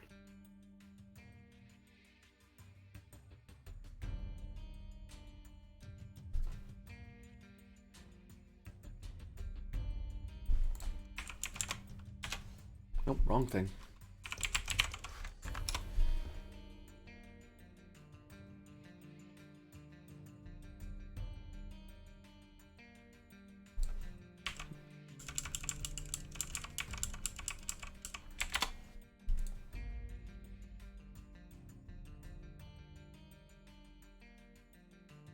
Here.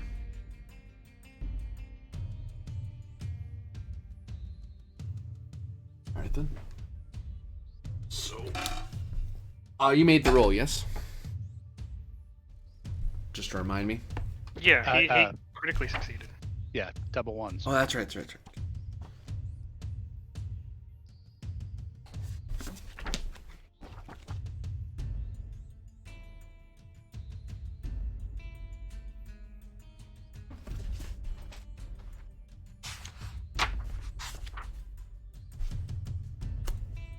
So we want to know that. This one. Or this one. Where are they?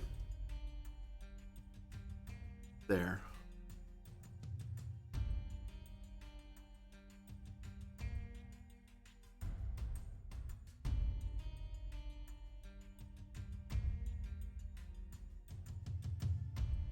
They're here. Pointer.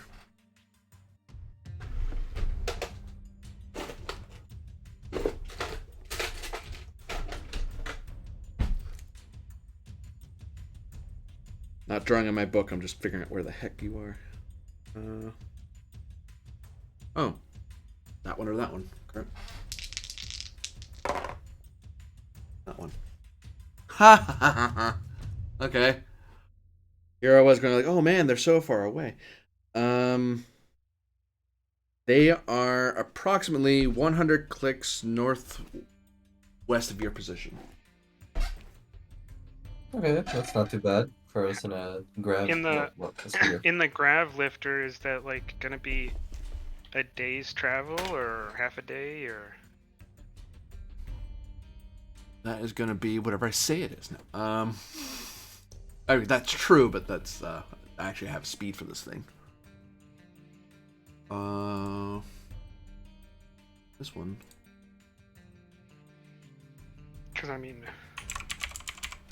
depending on what the infrastructure is, that's like 2 hours in a car. What infrastructure? That's what I was saying. Like, well, with a grav lifter, you don't need infrastructure, right? Yeah, that's the whole. That's why people use lifters and grab around here.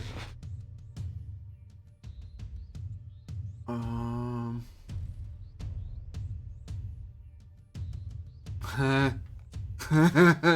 gonna make sure that's correct.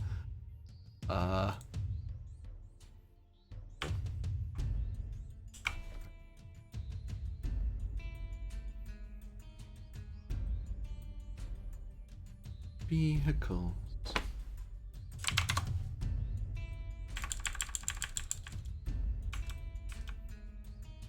Not a combat tank. That's not what you have.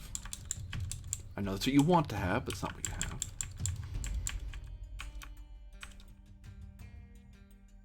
Okay, so it's not nearly as slow as I thought it was. Good.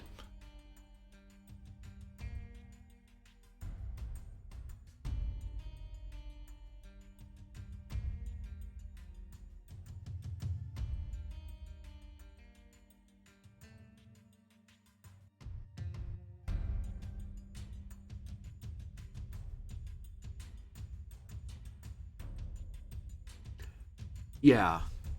No, that's how fast it is. Okay.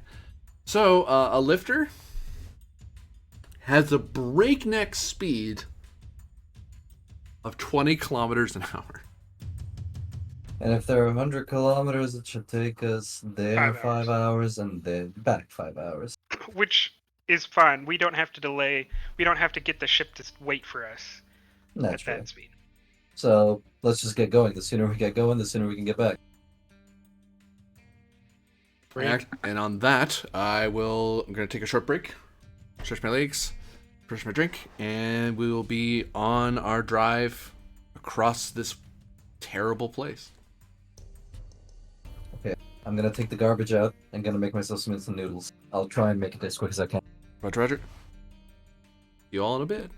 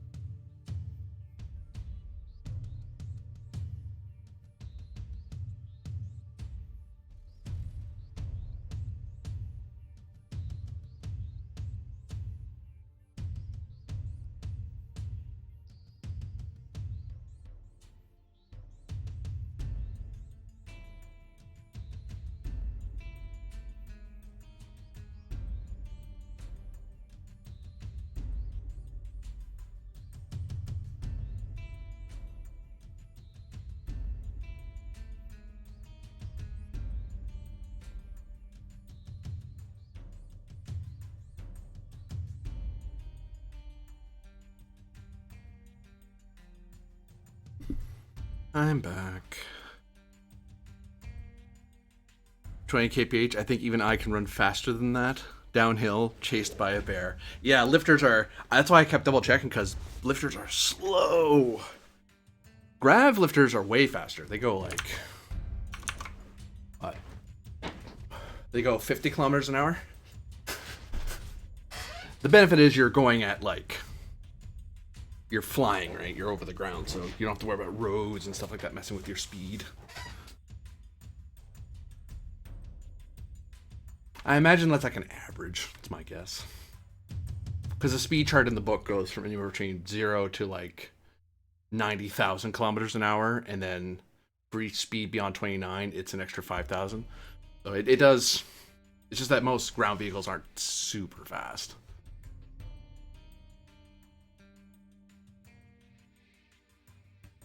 Let's get back to them. Hello. Hello. Hey. All right.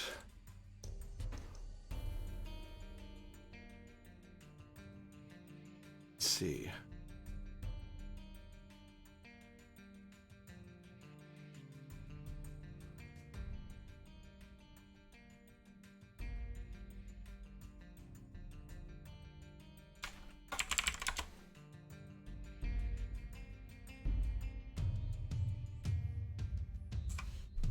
Getting something set up here.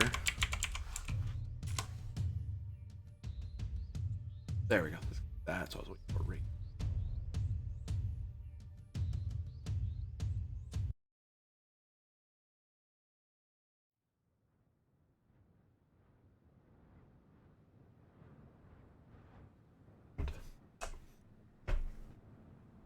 Need that open anymore? This thing's still loading. Yeah, it locked. Right. We don't need it anymore.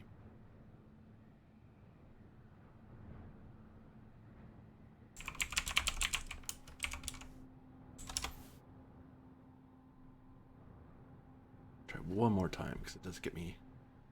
Yeah, stuff I'm using is Traveler Worlds. There's a guy who had like all the systems mapped out and stuff, all the known ones anyway. So you can get very detailed stuff. A lot. I mean, it's all like, once you generate, it's like, well, now it's just a matter of. There's the stuff that's in books which override what's in here, but you get some pretty detailed maps very quickly.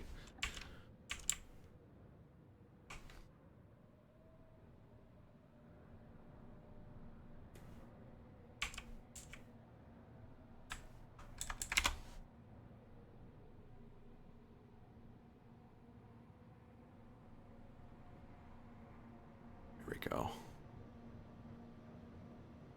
So, you are driving along across this wide open deserts, up and over dunes constantly. The desert wind battering against the protective bubble of your lifter as you're zipping along. Lots of open air. You can hear the hum of the Z drive or Z drive under you. What do you do for your hours of traveling, if anything?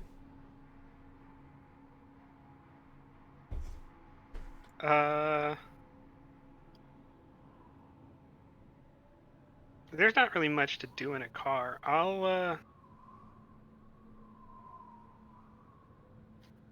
ask Calvir if he's ever done anything like this before. Calvir seems particularly preoccupied with the book he's reading. It's something to do with taking garbage out on primitive Type 7 worlds. Has Tarbin ever done anything like this? Darben's taking a nap. Oh. Who's driving the car? Oh, I guess was me. supposed to be driving? Okay. Well, then I'll just talk to myself and drive these 5 hours. Well, there's two other people there with you. Oh. Do either of them have any particularly useful naval skills and wish to be employed? Oh, we do, but we're with another group. We're just taking this on probably the same reason you. Well, actually, we overheard a bit, but you. I mean, you were shouting, and bullying that poor kid. I mean, I guess he deserved it. But yeah, no, we have a crew of our own that we're just killing time between jumps, you know.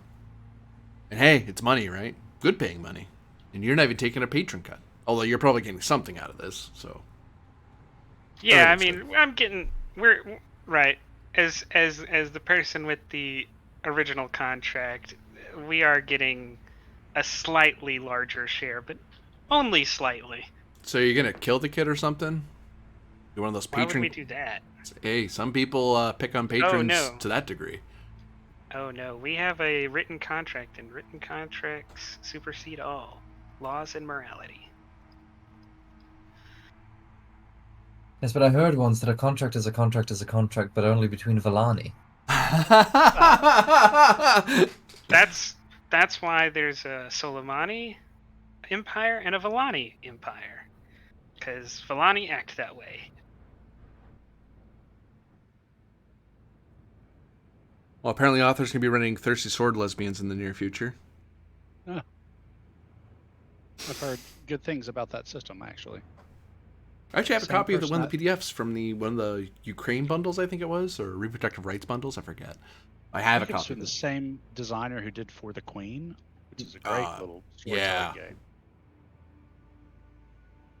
They're replacing their Gungnir game though, so you know Oh, well, okay. it's a good It's gonna be a replacement. weird system to run STA in. 2D20, but thirsty sword lesbians. All right, sure, roll with it. I guess we just pass the ride in quiet, and we keep to ourselves and sleep when appropriate and drive where appropriate. Who's driving? I will drive because Tarbin abdicated. Well, I mean, I'll be happy to take a shift. I didn't. Calvert doesn't know how to, so. It's only. I guess let's hear what the characteristic is. Since you're in desert and you're in a lifter, I will just make this Dex 2 dice. Lifter. This one falls under Grav because lifter isn't its own thing, is it? It falls under driver. Yeah, well, Grav driver, yeah. Grav driver, yeah. Oh yeah, that's a success. I mean, there's not a whole lot to run into. That's why it's only 2. It's just make sure you're driving straight and paying attention to your little map on the screen. And there's not a whole ton of wildlife in Spoom, as you can imagine. Does it at least have like a radio? Can I catch this planet's classic rock station? 104.4 Spoom FM. Ah, This is Electric Metropolis. I'm AD Swinger here at beautiful Spoom, giving you the best in rock music here in Daryen. Listen to this. And then fucking Imagine Dragons starts playing. Well, you should be listening to the latest in Villainous. They're a pretty good band, I hear. Maybe some MCR. But anyway. Because the only radio in a Daryen world, it's probably just space elves playing flutes. Elven rock. It's very mathy, you see. ah. It's math rock. Hey. But yeah, the only radio station that you're hearing is the spaceport because there's not a whole lot of people who live on Spoom. Like vanishingly few. The most populous places are the spaceport and the military base.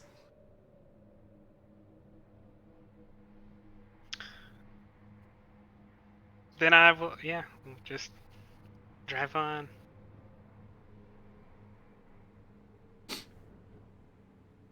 So what we doing? Asks one of them. Like, you're getting us to be toughs, but, you know, we just flex at them? Do we shoot in the air and spook them? Do we speak Villani really loudly and hope they don't understand it? You shoot only I if they think shoot the general plan is we'll get at a reasonable distance. Mr. Tarbin will go explain to them why they need to return the stolen property we're after, and if they refuse, we'll use the Vargar battle rifle and the rest of our weapons to unassociate uh, our items from them. Oh. But don't shoot unless they shoot at us first. Oh, yeah, or sure. if Tarbin gives you the special signal, which Tarbin, what's the special shoot now to save my life signal? Is it RAR? We're going to say bear claw if things get really tough, okay? Yeah, it's right. If I'll let him know when he wakes up. Just if you hear bear claw, kill everything. Everything? Well, everything Not us, that's you dumbasses. not us. Hey, we have to clarify. We've worked with some really shady people. All right, so. So one of them asked you to kill them if the thing went wrong. Well, there's this brain bug thing, and they just didn't want to suffer, you know. Oh, that's enough of that story.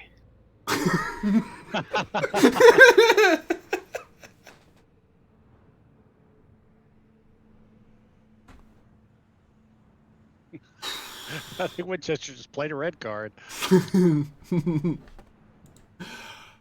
So, not a whole lot on the desert, is there? Just lots of sand and golden gas. And rocks.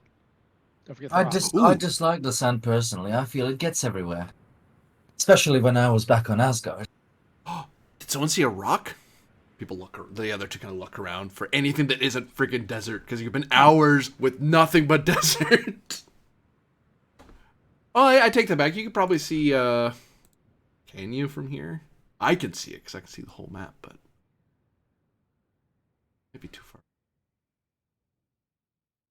Can Calver put something like, I don't know, solitaire on his PC?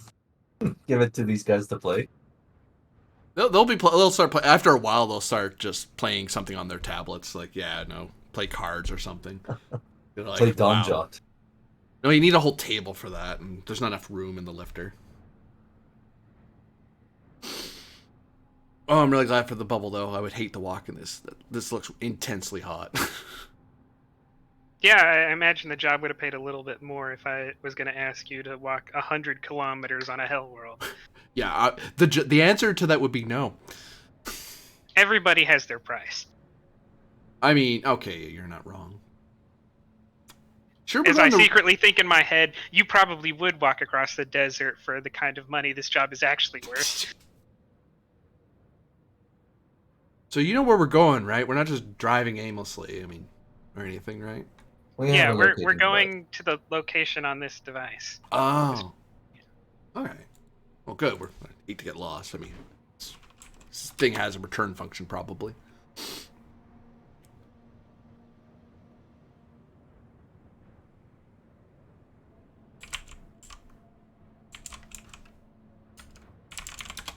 I mean, it doesn't need to. We drove in a straight line here. We just turn 180 on the compass and drive for 5 hours. We'll get back where we came from. You say so. Heard strange stories of travelers getting lost out in deserts, you know? Well, if we get lost out here and brain bugs become an issue, you'll have us handled, won't you? Yep. The other guy elbows him like, what the hell? Like, oh, well, I mean, yeah. Jim, I'm going to ask you an inside question. Sure. Is this the way to go about this problem? With these two idiots by our side? You can roll insight, sure. They just need to look I strong. They don't succeed. need to be competent. Yeah, they're fine. You get the feeling that they're joking to kind of lighten themselves up and try not to get too scared of being on a hell worlds. If this thing breaks down, you guys are in serious trouble. You're stranded out here without a vehicle. There's no water. There's next to no animals or food. This is where people come to die, and they're trying to. They have a professional traveler sort of.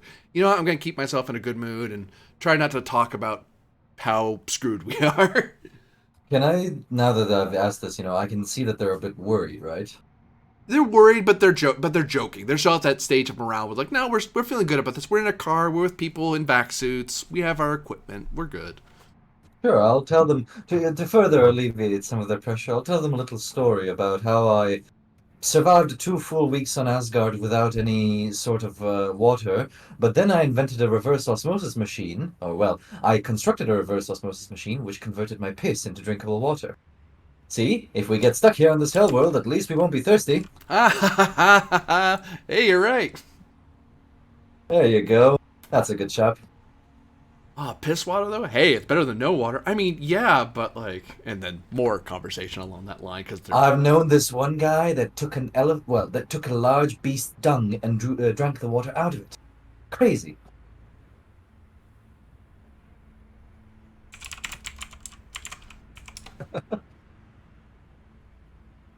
Don't give me any negatives, please.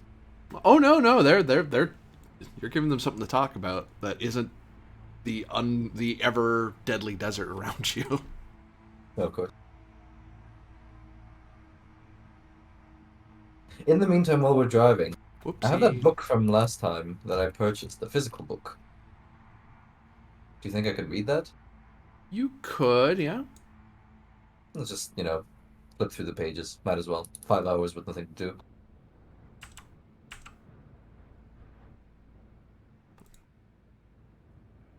I've got to be well rested since apparently I'm the lead negotiator on this. If you want to swap that spot with me, I'm also willing to take it, but if you want me to Yeah, stand in the back with I- my gun.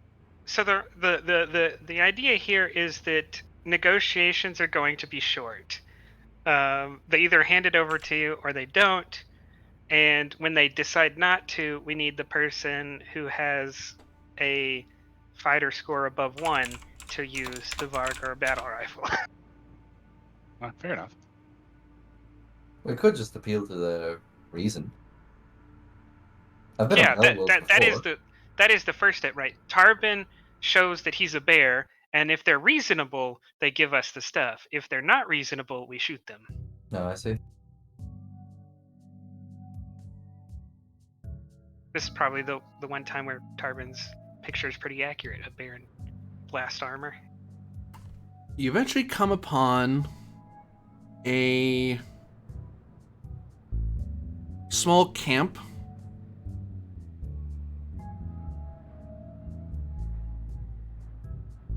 That is attached to where they have like little shades next to a main vehicle. I think overhangs and stuff like that.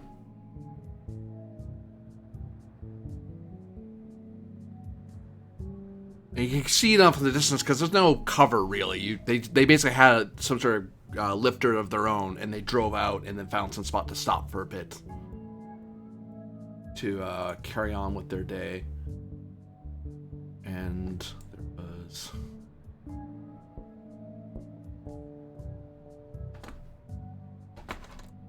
oh god, didn't mean to do that. All right.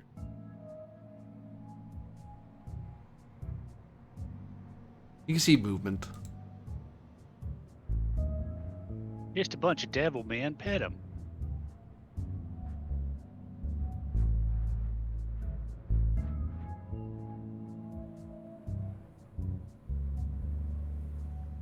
So some people inside the main car itself, just getting out of the elements. Some people under the overhang, doing something on a table, and there's a few guys doing target practice on something on a far. As you see a lance of laser energy pepper something in the distance, far off in the distance. Oh, actually, before we commit to the exact methods we're going to use, can you actually put the stats of the battle rifle in the chat? I could, If but Because if it's not particularly useful, I don't want to. let me get those for you. What is your fighting with a rifle with a slug thrower? With a slug thrower, 6. With Okay. anything else, 4. Okay. Yeah, I did downgrade a little bit from Hervor, but not like I did not leave us without someone who couldn't shoot well. No. Which is why both of my weapons are slug throwers. Yeah, Tarbin's just a 4 with slug throwers and unarmed. Anything else is just a 2.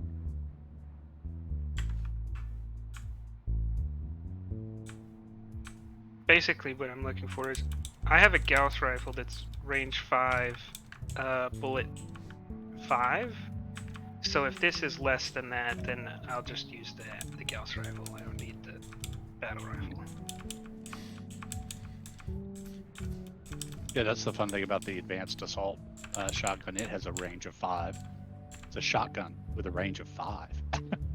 Yeah, 5 is like 1,000 meters. Yeah, it weighs 7 pounds. It ought to shoot far. You can snipe with that shotgun. That's like what, 3 kilos? Yeah, 3.3. Well, He has a my sniping elven killer is heavier than- shotgun that is smaller than your handgun. Yeah, my elven killer is fucking bigger than that. I don't care about all of that. We care about...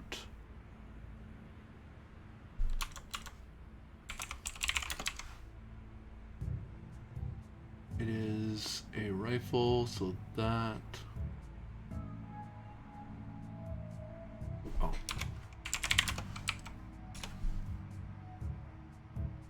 Calls it a battle rifle, so...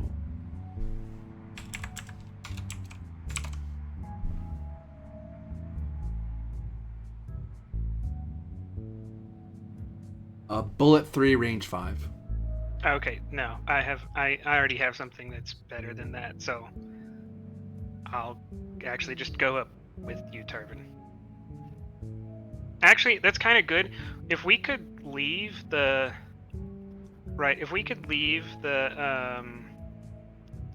our grav lifter at like range band 5, then it's unlikely to get attacked or damaged, stranding us. Right. Instead of using it as an assault vehicle, we can leave it back in relative safety. Okay. Sure. Which means we'll have to walk for 20-30 minutes to get to them, but You want the tops to? You want one of the hired travelers to stay with one of them to stay with the vehicle and one of them come with you, or do you want them both to come with you? Both of them stay back. I don't know. I mean, there's utility to having the vehicle come up to us quick if we need it, but also I kind of like the idea of it being outside of combat. Well, What do y'all think? That sounds good. I mean, yeah. So we'll just have both of them come with us. We'll turn it off, and I'll take the key or whatever. So Lock it would it. be yeah. You hear it murmur, murmur, murmur, and then it settles onto the desert floor. Yeah. Is there any kind of overhang or anything we could put it under, or any kind of? No. Just literally just like not like a non-existent gradient for Yeah. Well, I mean, I'm hundreds just of saying, kilometers. these guys found an overhang, so I thought we might. No. They built think like a canopy you attach to a Okay. vehicle. Think like a RV with a little overhang. Like this is Yeah, the black bit's the main vehicle. This is like the little canopy they have next to it. I see. We're basically on a salt flat. Yeah, fair enough. All right. In theory, if you were further back some distance by, you could hide it behind some dunes. But you're far away from the dunes now to get to where they are. Yeah, and we don't want it outside of Right. walking distance. And 1,000 meters is already kind of a couple of minutes walk. So are we all going up now? Yep. Yep. Okay.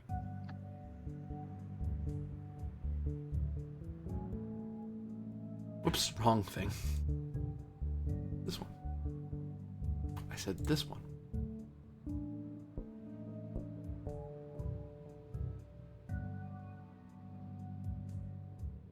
Although I'm not going to walk up like within talking distance with you. I'm going to hang back. I'll go with Tarvin. Sounds good. So you two are going closer.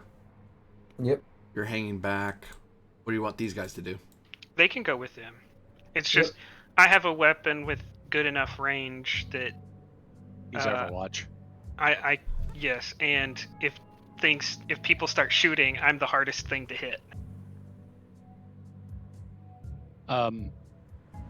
Do we know what we're looking for looks like? It's paper documents. Inside of a suitcase. Okay. And we because I looked up the value, we know the name of the company the shares are in, right? Yeah. Yeah. Interstellar Arms. No, I don't think the shares are in Interstellar Arms, right? They're in another company. They're in that company, yeah. That's why They are in original- Interstellar Arms? Yeah. Yeah. He owns nearly like 1% of a megacorp. Yeah, that's why it's an RU. Oh my god. This Yeah. dude. Don't worry, he just found it somewhere.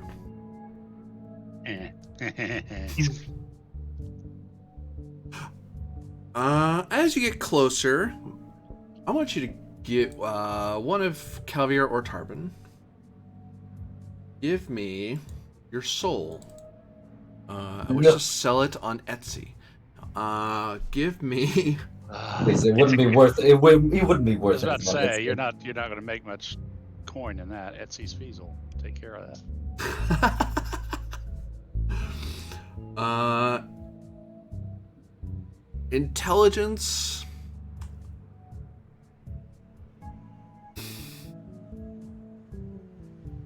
Intelligence, tactics, strategy, perhaps.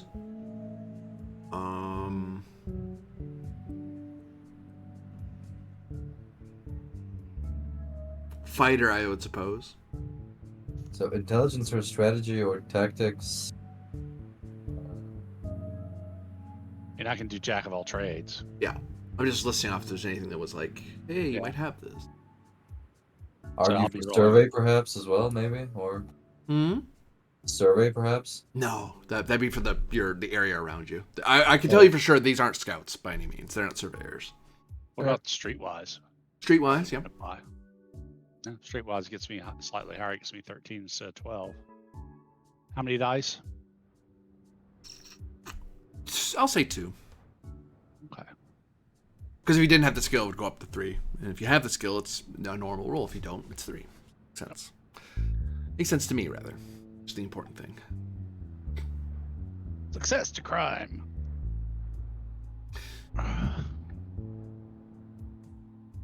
So these guys are dressed in desert beiges and whites and a bit of gold to match the atmosphere.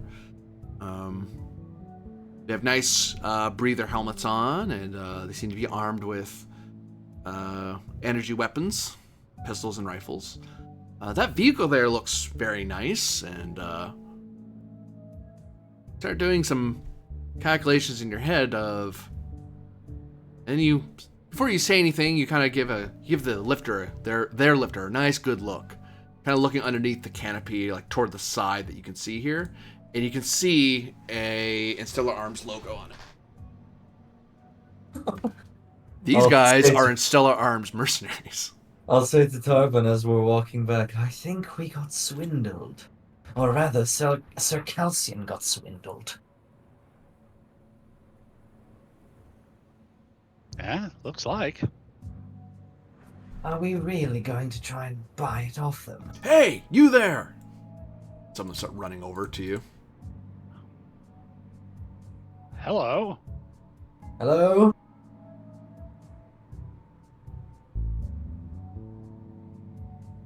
Some people start moving out, and the whole of them just gets organized. Some people get up on the mounted. No one's aiming at you yet. Everyone's just super cautious that you walked up on their camp. This music is very fitting. It's like... Oh, why am I still hearing elevator music, though? I should refresh. No, you're hearing the right one. Am I? Very appropriate. I must have mine turned all the way down or something. I'm not hearing anything. Which one of these looks like he's the honcho? The head honcho? Probably one of the ones in the car. You would guess. The car. In the lifter, I should say. Okay. Did these guys that approached us or screamed at us, do they have any ranks or sort of insignia that show something? Yep. It looks like you're looking at a few. You would estimate that these guys are sergeants and these guys are privates. Okay, so everyone that has a horned icon is a sergeant, so to speak. Yeah, they're a commanding type person. One of these two is likely the staff sergeant or an officer. Okay. It's hard to tell because they're in the vehicles. So it's hard to tell who's who. But out here, it's like, yeah, these guys are corporal sergeants, and the rest are regular enlistees. Tarvin, do you want to speak with him? No, I see it's up to me now. Okay. Well, we could do that. Look, back me up, okay? Hello? We don't mean any harm. What's your business here? We're lost, you see. We came out here searching for something. We were sent here by a fellow traveler, and it would appear he's led us astray. Is that right? Quite so.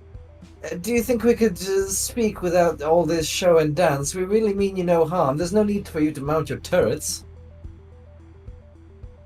How'd you get out here? We parked quite a bit back, and then we were getting a bit low on fuel, so we thought we'd walk when we saw you. So we decided to approach. Alright, you're gonna give me a persuade to see if they bother continuing this conversation. You sound suspicious. No, I don't. I'm over 100 kilometers from the nearest settlement, and I'm deciding to walk. Either you're a fool or you're up to something. All right, Tarvin says.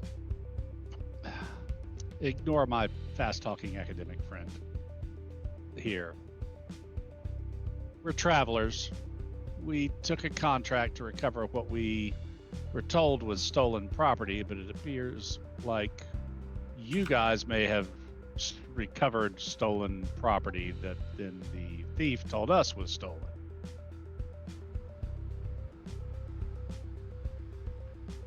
Some papers in a briefcase. Some guy with a funny hat. Give me. You guys have set up two different options here for your persuade of getting them to just converse with you, because they really want you to go away right now. But 3 dice.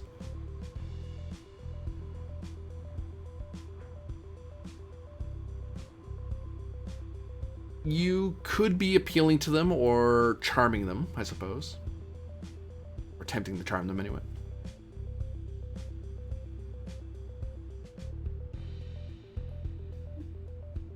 Three dice. Okay, what mods would we have on each, if any? So let's see. If you're doing, say, appeals to here, given the two different approaches. Let's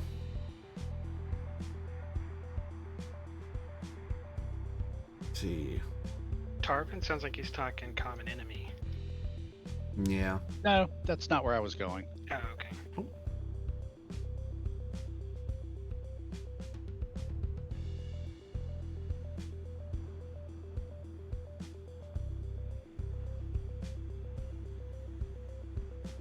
Probably either Between the going- two of you, I would.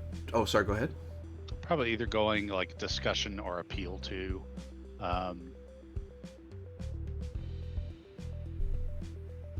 Let's see. Let me look at the tactics here.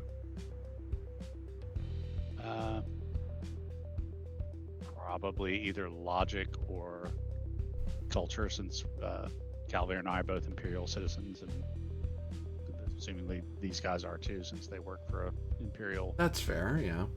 Yeah. The difference between you is that if you go with the bluff, you get flux as a mod.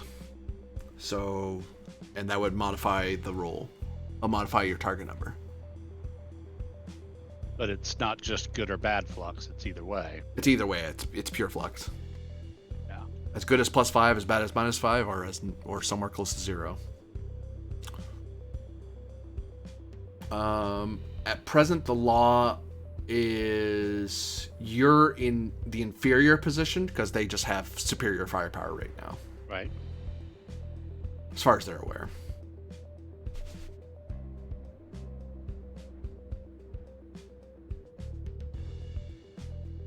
So, 3 dice. Oh, sorry, not 3. 3 dice. 3 times 2, so 6. So 3 dice to get 6, or sorry, 6 plus you already won, so 7. So 3 dice to get 7, or you can try to bluff them, and you might get a bonus up or down. Okay. Tarbin just coming out and addressing the situation directly. Brazen, a mod +3. You could, yeah, if you just lay out your cards. So this is what we are. That's what it sounds like. That's what you're thinking of doing. It's like, I'm laying out my cards. This is what we are. This is what we're here for. We're not sure what's going on. Right. So, like, logic or culture, either one would give us doubling. Then +3 for brazen, which brings us up to what, 10? Yeah. On 3. Which is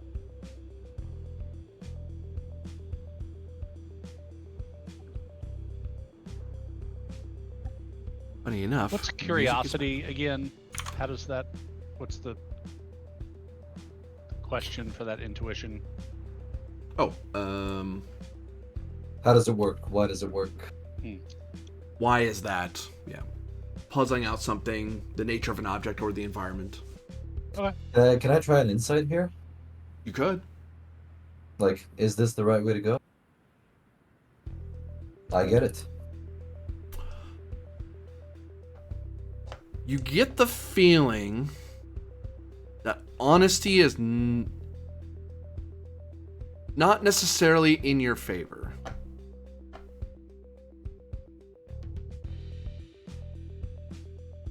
Because So we they should go aren't. for Mark. If this was above board, why aren't they at the starport? Why don't they have an That's office true, here? too. Why aren't they flying a corporate banner? They're hiding out over 100 clicks from the nearest settlement. What are they doing here? Right. So it sounds like your bluff is the way to go. But I To, mean, quote, to quote one Romulan diplomat, it's a fake. Everything's a fake.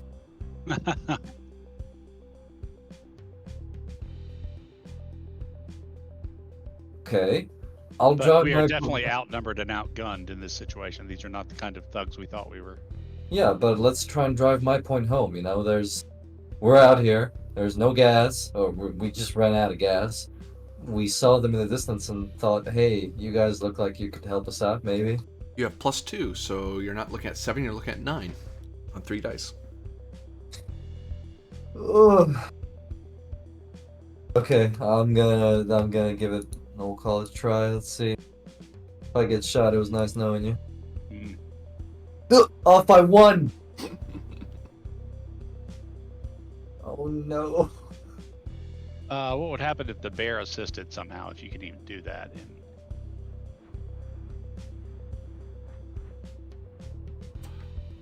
You would need a skill you think would help. That would mod the number. And we're doing kind of a bluffing bullshit. Can I mod it with my philosophy skill, perhaps? Jack of all trades. Bureaucrat? I don't have bureaucrat. That would be Jack I of all have. trades. Well, I mean. I'm Yeah, but this asking- is me assisting you, not. Okay.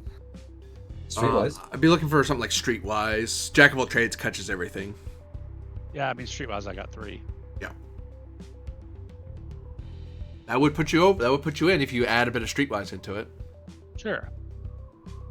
You just butter the lie. It almost looks like the lie isn't taking a bit, but Tarbin you kind of look a little more slack. You kind of let yourself kind of look a bit more tired than you really are, even though you've been napping and enjoying a perfectly good ride. But and then the travelers next to you very quickly catch on to what's going on, and they're like, "Oh yeah," and they kind of reach their arm, like they're really trying to sell that they're not here to fight, which they weren't terribly keen at the moment, but they're really saying, "Oh man, we were in the worst car ride. We had nothing to do. We've been walking forever. Oh man, we're looking so terrible."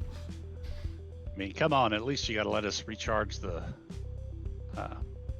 breathing packs. And maybe give us some water. If, we are willing to pay. Shouts orders in Villani to this guy, to the amount of go get some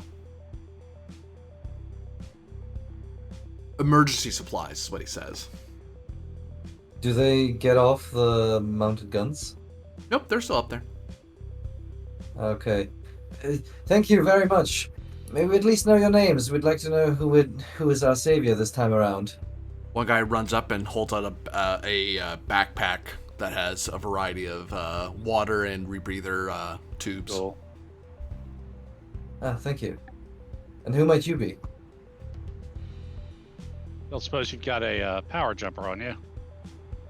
Oh. I think that if we can just jump off our vehicle, we should be good. Comes back with a mobile battery. Cool. Perfect. Thanks for the help. We owe you for any of this? Consider it honoring the warrant of restoration. Some of the soldiers chuckle at that. That's an odd thing for a mega corporate guy to say. Right. Fair enough. We're the 21st Ushgiri. And what is it that you fellows do? We help secure assets of profit to our employers. Ah, the fellows from the banner there. Never heard of them. They pay good. You've never heard of Interstellar Arms? Daryen looks at Calvert. Ben, you have been at the University of Ivory Tower way too long. Perhaps that is the case. Anyway, are they the ones that pay you? They're our primary contractor. Ah. And where are you fellows based out of? Based out of the... Well, it changes, really. Sometimes we're out of the spaceport, sometimes in the low port, and sometimes we're out of the mill base nearby with the Daryen. Oh, we must have struck a nice deal with them then, to stay there at the military base, no? If we're on contract for them for something, then yeah, we'll be out there. But if they don't have our services, then we're not based out of there. We go out of the spaceport. I see. I'll look over at Tarbin, shoot him a look like, do we have anything else to do here? Or are we going to tussle with these guys? Because they look like they're ready to tussle with us. Well, thanks for your assistance. We do appreciate it. What's all this noise on about? Someone calls out and steps out of the vehicle. And you witness a Mad Max. rather well put together person. Let's see how well put together are they? Let's find out together, shall we?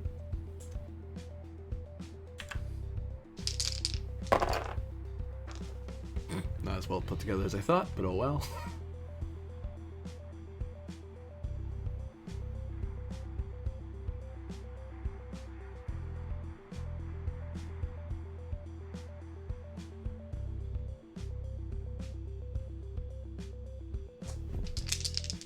Maybe I'm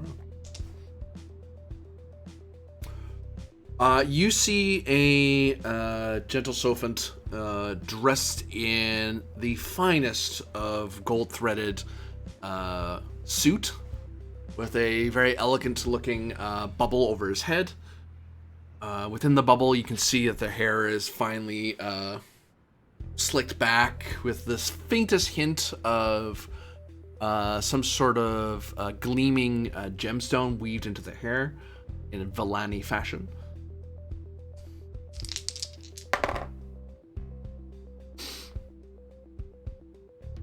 Professor! It's been some time since we've seen each other. I'll look over at Tarbin again. Harvey just kind of shrugs. I'm sorry, my memory seems to fail me.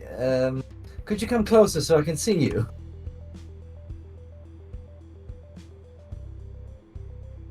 Oh, works better if you can see it. I'm Lar. We saw each other in Asgard a few years back. Oh, we didn't we? What Yeah. were you again? Were you the ones we hired to get some surveys of the world? No, we're the ones you shot at. Shot at? Yes. Oh, I Your don't group quite was remember. racing to the same place we were, and you beat us to it with a bit of energy fire on your side. Must pay well for your university. I can't remember shooting at anyone personally, but I can't vouch the same for my colleagues, I suppose. Well, that's Uh, what hired help is for, isn't it, Professor? I suppose that's what it is. No love lost between us? All water under the bridge? If not for the warrant of restoration, I'd deny you the water and let you starve out here. Let you desiccate. Always the gentleman, Mr. Alar, as I hopefully will recollect soon enough. We were just chatting with your men. Lovely group of people you have here. Thank you. What are you up to, Professor? Lost. Fellow travelers swindled us, you see. Did they now? Yes, they did. That why you brought a bear and some lances between you?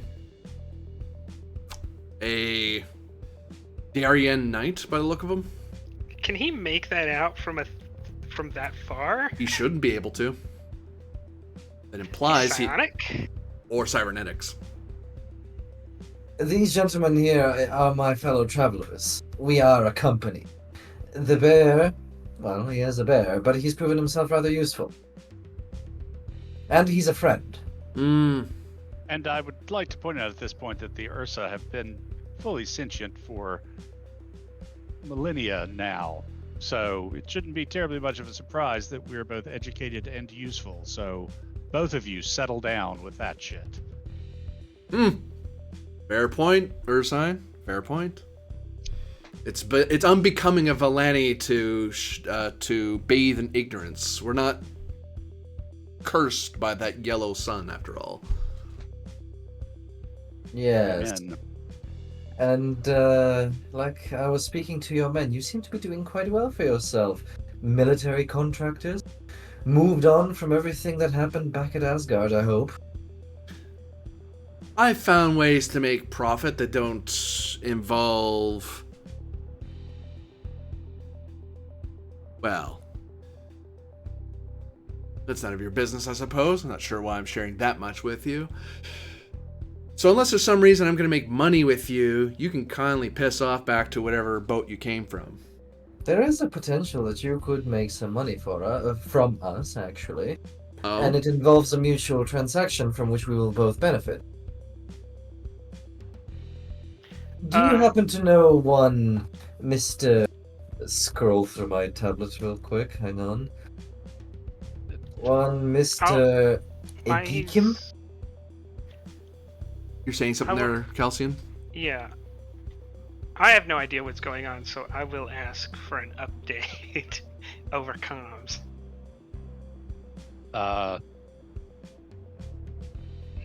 These guys are well-backed, well-armed. They're a professional mercenary organization. There's some guy who has something of a mat on for Calvir here. They know where you are and that you're some sort of knight, so they apparently have eyes on you one way or another. This is not a situation we can fight our way out of. Calvir's talking fast. Very fast. All right. When this goes poorly, do you need me to prioritize the guy you're talking to or the vehicle?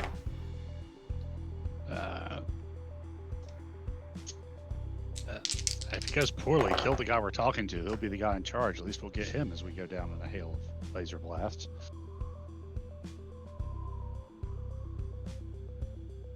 So what do you offer me, Professor? Well, are credits not enough to sate your thirst for knowledge and profits? Credits is always good. Everyone wants it. Well, here's the situation. This young mister has sent us on a little I'll tap you on the journey shoulder there, Professor Calvier. Insight tells you that, I'll remind you, insight tells you truth is not a good thing here. Aha. Huh. You can Oh. disregard that. I'm just letting you know. I'm just reminding you of the insight I gave you. Being Of that course. they have it and they don't want to give it back.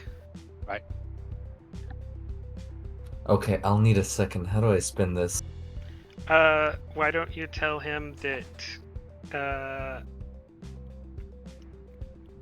we are willing to... We have a contract to retrieve... well... He's probably not going to listen to you if you mention the documents. Okay, I may have an idea, but it's sort of radical. I'll pitch it to the GM, and then if my insight roll goes well, which it should because now I have a 6, I'll try see if I can roleplay it out. So GM, we're not actually travelers. I was lying to his men and everything. We're actually here on business from Instel Arms, sent here into the desert to recover something very crucial. Quite crucial, in fact, located inside a briefcase. And we're not leaving without it, because those are corporate orders. Not a bad play. You could. I'll save you the insight. You don't have to roll that. That's just. I can answer you just by sheer mechanics. Now, I want to ask you insight, is this a good move? Like, would this work? Oh, yeah. If you want to roll the insight, sure. Yeah, sure. I'm just rolling 1d. Yeah, I got it.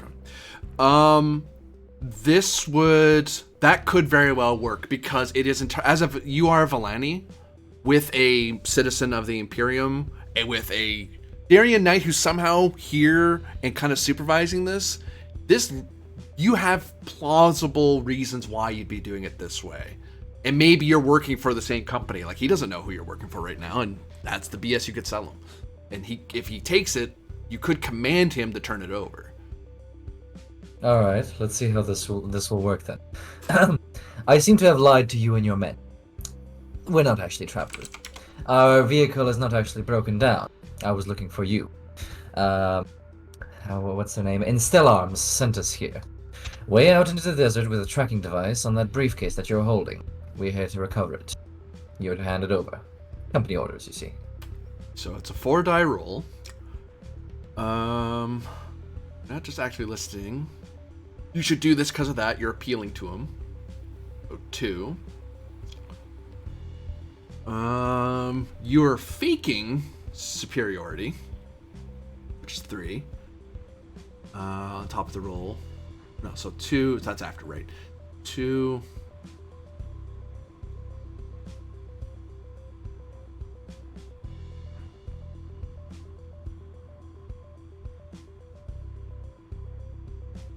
Authority's blanked out on appeal, really?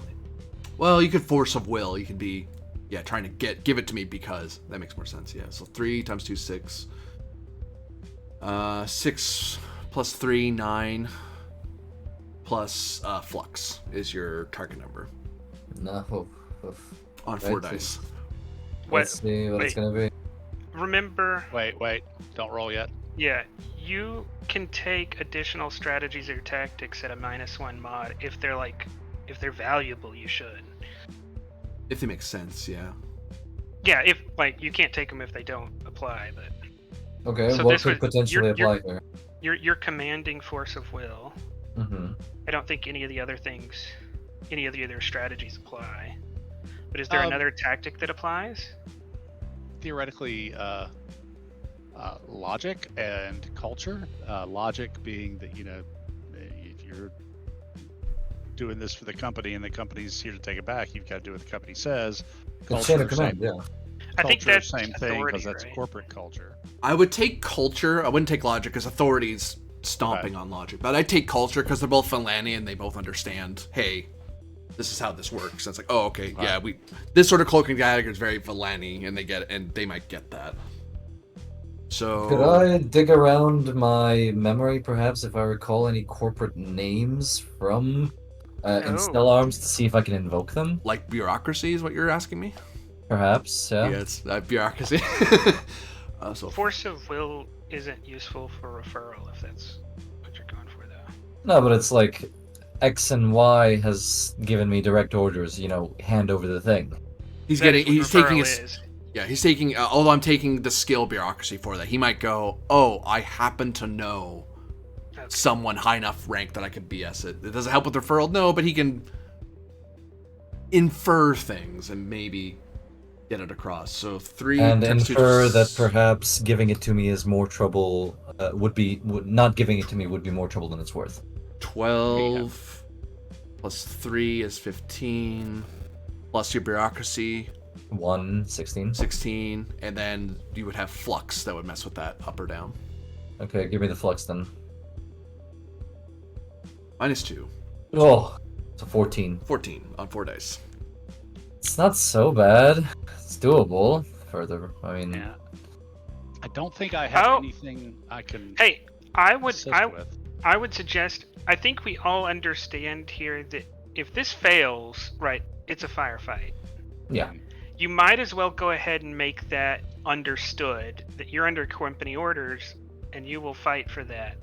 Right? There's in this particular case, there is no downside to using pain as a modifier because we're already going into combat if you fail. Pain as a modifier.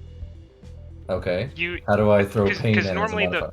the problem with pain No, Is you're getting it- that. You're mixing two things. Pain is actually inflicting pain on them. Threat of violence uses your fighter as a mod. I don't have fighter. okay, you don't Therefore, have fighter. that one's out of the Well, that's question. how. Then perhaps that's how Tarbin could assist with his fighter. Look big But and just imposing. subtly put your hand on your gun, things like that. Well, I'm cradling an assault shotgun that weighs 7 pounds. I could just sort of, Rack the a perfectly good shell out dramatically. Yeah, I don't know why you just did that, but okay, somehow that's threatening. Not even, just like put it on your hip, point it towards them. Just Just, kind of, just click off the safety and adjust the hold. Yeah, It's not really pointed at them, but really could be really quickly. I'll add your fighter to it. Yeah, so that puts you 15 plus your or fighter. 14 plus your fighter. 14, yeah. So back up to 16. 16. Okay, Four it's dice. doable. It's not perfect, but it's doable. Let's see. Oh, Hey, oh, well done. Well done indeed. we got it. Yeah, you had like around a 50% chance there.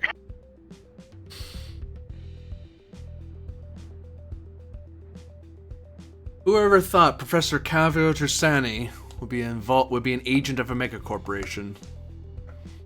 Times are tough. The corp's paid. University doesn't anymore. Well, at least you didn't sink so low to work with Susak. He shouts an order at Villani for someone to get the case. And someone. One of the lower guys starts running back.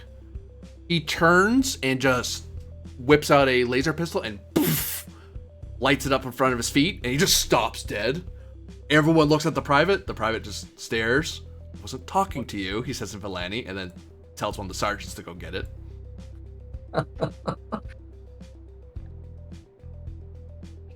Puts his laser pistol away. Wait, he just like shot the gun at the ground by accident? No, he was showing off his authority and his quickness with a weapon, I think. Yeah, Lar was showing off his gun skills. All right, I'm glad I understood that. I was a little bit confused for a second too, yeah. Because that's a poor thing to misinterpret. It's like, oh, he slipped and he shot his own gun at his own feet. Oh no, I mean it happens, but Well, For I a second, mean, I thought it was a private who was running who'd whipped around and then shot a gun at his own I feet. thought- I was like, what? I didn't catch it at all. I thought we were starting a. I thought that like this private was a secret agent that was trying to stop you. yeah, for For a real. second, yeah. I was like, oh no, it hit the fan. The sergeant hands you a case that glimmers like a oil slick on water. So this weird iridescent rainbow shape playing across a black case. I'll grab it. My thanks. I'll be sure to let corporate know you've done an alright job. I hope you understand I won't be shaking your hand. I said water under the bridge, but perhaps we're still not over that, are we? You want to check to make sure that the thing we're Yeah. looking for is in the briefcase? Describe to me what's in Naturally, the briefcase. I'll crack open the briefcase. It's locked. The code. Don't you have it? He looks at you confused. Tell him. Corporate probably has it. We just need to get it off the radio. We'll get it later. Tell him you're not authorized to have the code, but you are authorized to make sure that he held over what he was supposed to. Right? He's only shown you the case. He has to show you the shares, and then relock the case himself. Yeah, good idea. As I was about saying that last thing, I start walking away, but then I like do a double take back and like. Don't. I think we just exfil at this point. Yeah, I think we just next one. Like I said, Lala, I hope you don't mind, but I won't be shaking your hand. Not this time. Good job though. You've done a sterling job. I'll be sure to mention that at corporate. And Tarbin will look around at the sergeants and go, and hey, 21st Ushguri, good on you for being willing to help out travelers in distress. I'll remember that, and the TES will remember that too. Oh dear, have your emergency kit back. I don't think we'll be needing it. Yeah, I'll you guys give all that back. But if you guys get thirsty, think of us. Goodbye. Oh, they'll take the kit back if you're not keeping it. Though. They can always use a spare. Y'all need to walk briskly before he calls somebody. Yeah, we're going away. We're going away, and we're zooming out of here 20 kilometers an hour. I will point out now that you're. Don't worry, you are going to walk back to your thing, fine. But I will point out, this plan would have been so much. That exact plan would have been so much more riskier if they could call back to a base or to a city somewhere. The only other people they can call is them because they're the guys here. So that lie is hard for them to verify, and the next time they can get mail to verify that is quite some time away. We'll be in Daryen with our new ship, hopefully. let's hope. Yeah, we did not handle that particular mission terribly well, but we got through it at the end thanks to Calvier. Not great, man. And also, not terrible. It won't matter if they can't get to us before we get to Daryen, because although we might have some mega credits, we won't have their shares anymore. First, I'll go back to the vehicle. I'll tell the guys, hey, you can relax now. It's all good. I'll drop the thing off at Calcian's lab.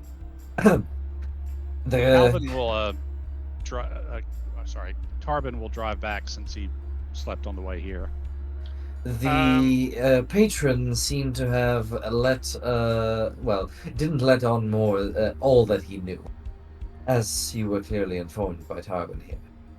He violated the contract, and if he doesn't open this case, he's not getting anything inside it for violating his part of the contract.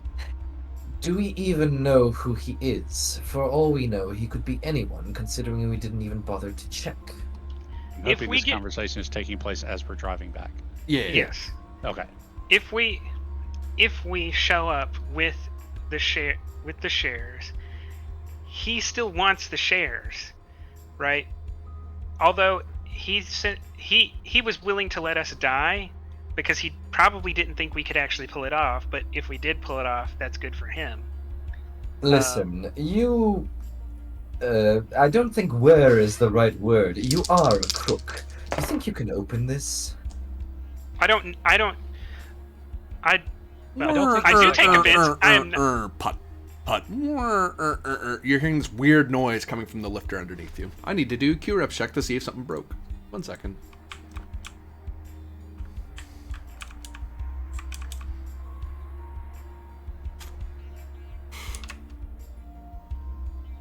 I was waiting for a new scene before I picked on you again, because I can't do it every scene.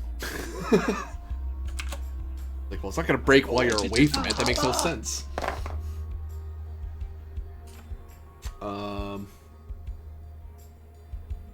Oh wait, that's not how that works, you smart person.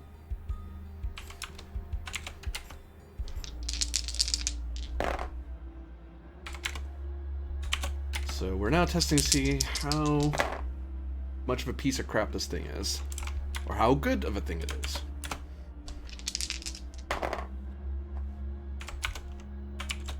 And normally you don't know the Q-Rebs of an item unless you bother to evaluate it, which that requires its own, I think it's like craftsman to do that. Most people don't bother to check because when someone sells you something, one presumes they're giving you something that doesn't suck. See, the travel universe doesn't have eBay.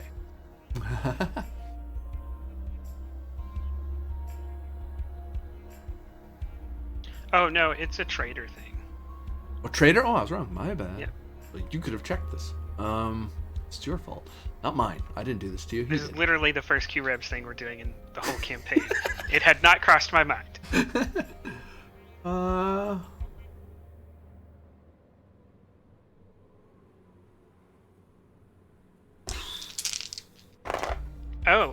you were also right. It's both traders and craftsmen can evaluate QRebs. Oh, hey.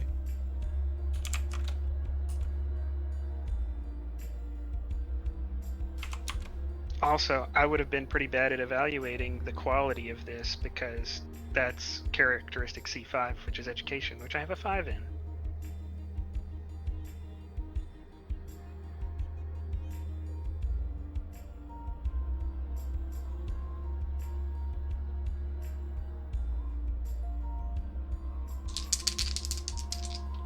It's also uncertain, so I could have succeeded and not even know if I succeeded or not.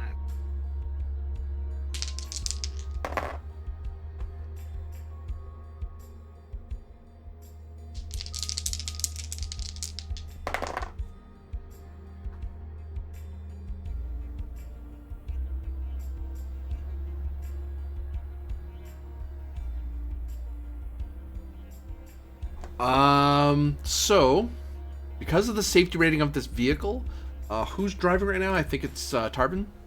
Yeah.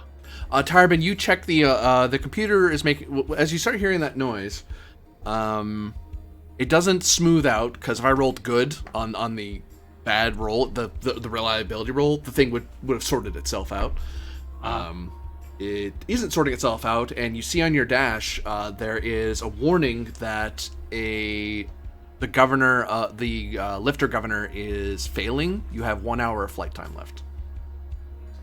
Okay. How far did we get before that warning came on? 1 speed worth, so you've gotten 20 kilometers. So Yeah. we could get another 20 kilometers and still be 60 kilometers away. I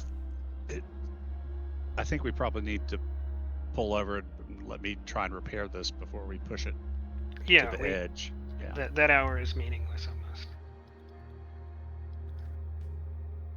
So yeah, let's see if I can't repair this. I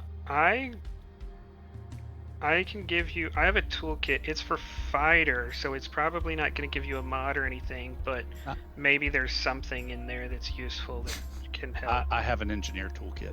Oh, okay. I wanted to see what kind of taskmaster you were, Kabini, when you were in charge. I was not disappointed. Breaking the ride, I did not expect that. Well, to be fair, in Traveler's Sense, I did random rolls. I was like, I'm going to try to break the ride, and if luck's against them, it might break, and then rolling again, does it break? And if it does break, does it let them know it broke? Yeah, there's a whole huge section of the book dedicated to this. It's not. This is an expected part of playing this game. There's a whole mechanic built here. I appreciate the compliment, though. If it's like, hey, if I can't pick any, I will. Besides, I didn't get to shoot them with all those guards. I had so many guys had a turret, all these laser guns.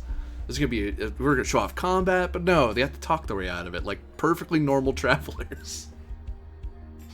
Like, maybe we don't want to fight a bunch of people with laser guns. That seems suicidal for 3 people that don't have a ton of fighter. Yeah, let's see if I can't fix this. Or worst comes to worst, just remove the governor. So you step out of the vehicle. Are you in full vac suit, or are you just using a breather? Still got my vac suit on, as far as I know. I figured when inside the vehicle, I'd probably take off the helmet, but then if I'm going to have to exit, I'd put the helmet back on. Okay, that makes sense. I wanted to make sure, because the vac suits usually have like a 24-hour air, but you're in the vehicle. That's why people have these things. Yeah. You're fully suited up. Give me a vac suit roll to make sure you put it on properly. This is to see if I can if the atmosphere can mess with you at all. What's my target number here? You've had plenty of. You're not exactly under the gun, so I'll say 2. 2 dice. Okay. Dexterity. Okay. So, which will make it 3 for me. Teehee. Yep, made it. Oh, yep. All the CLs are fine. I can't pick on you with the atmosphere. So yeah, let me see if I can't figure out what's wrong and if I can fix it.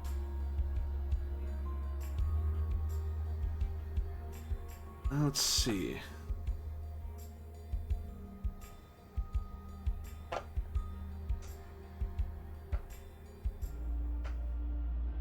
And I do have an engineer toolkit. So as you look over the damage, the potential damage, you find out the problem seems to be with the input case of the governor, and that's kind of what's screwing everything up. The energy that's going into it, it's kind of not feeding properly. Sand probably got in there and started messing with it. Okay.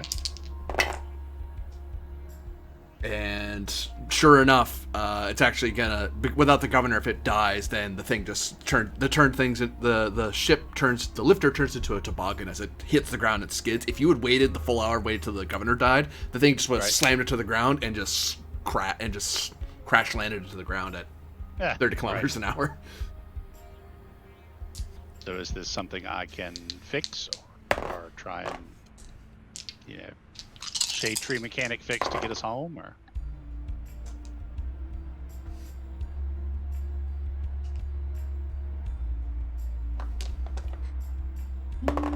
Vehicle looks pretty okay. Well, I almost...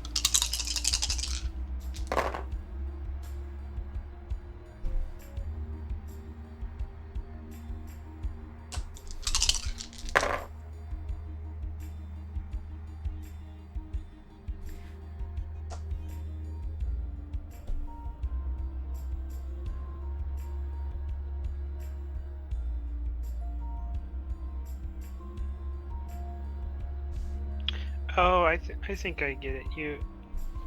You roll for the damage severity and diagnosis severity, but normally you can't roll higher than a 6, but you could roll higher than a 6 if the Q reps was positive. If the quality was positive, or is it quality negative? Positive would bring it down because it helps you out.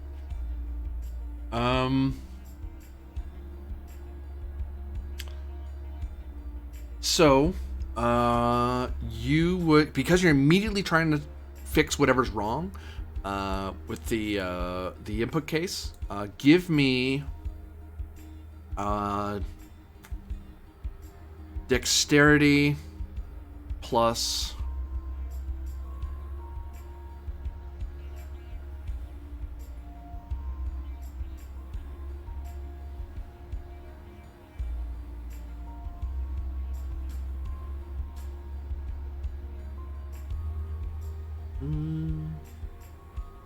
maneuver drive or engine, which is under engineer. Right. So I do have 1 in maneuver drive plus my 5 in engineer, so that would be a 6. Okay.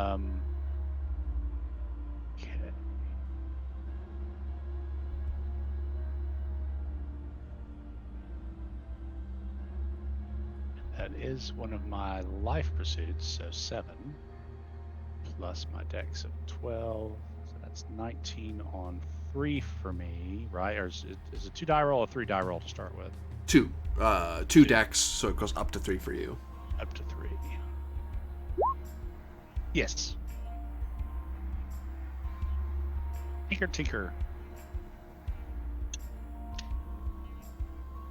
Power ratchet.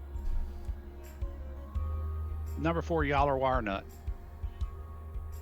And other engineering terms. You can tell that my handiness around the house only goes so far. Wasn't there a technobabble thingy from Star Trek that you could use here potentially? There's ones here in the book. No, there's like a It's technobabble true. generator, I think, that you could just spout. Yeah, the book probably also has a That's what technobabble I'm saying. generator. You just have to use dice instead of programming. So you've gotten the component to be operable. I will need intelligence plus the relevant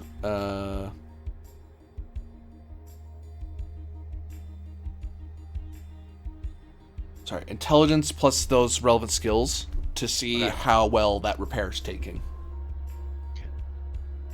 So that is 17 on 2. 10. It's okay. So you're looking at this thing, And, yeah. This thing, you got it to work, but you get the feeling there's something more integral that's dead in there or dying.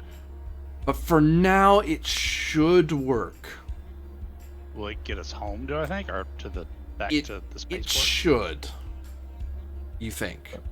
That's good. Not our problem after that, you know? Like, for now, you've turned off the safety thing, but you have this feeling as you're checking, it's like, there's something about the Z drive that's just not... It's not... When you get, like, when you power it up and stuff, it's humming, so it does get off the ground. You don't see the warning lights anymore, but you know enough about engineering where it's like, man, there's something else going on here. Okay. So is there anything that I could do to improve the lifespan of this thing? Like any sort of, power flow I could adjust, or rerouting I could do, something to take the strain off the Z drive? I was gonna give a suggestion on that exact What's point. We know that we're traveling across an completely flat area with no real curves, hills, or mountains. Maybe you can reduce the height off the ground by half or something. Yeah. Because you don't need to handle bumps or rough terrain. Or you could reroute power from the AC. We can cook for a bit, and then we'll have a shower when we get back home. Yeah, we're all in vac suits. You could, Yeah. if it's a power issue, you could do that. Give me another dex on that same front. It's those same numbers. Okay. Yes. What are you lowering it down, or are you cutting the air control unit? Is it 6 of one, half dozen of another, or? Two different checks for two different things. Okay. I would say if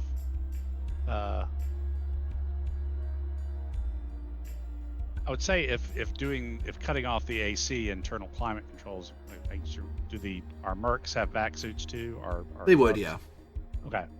As long as I'll check to make sure everybody's got enough supply in their vac suits, or if we can top off from the car's supply before I turn it off.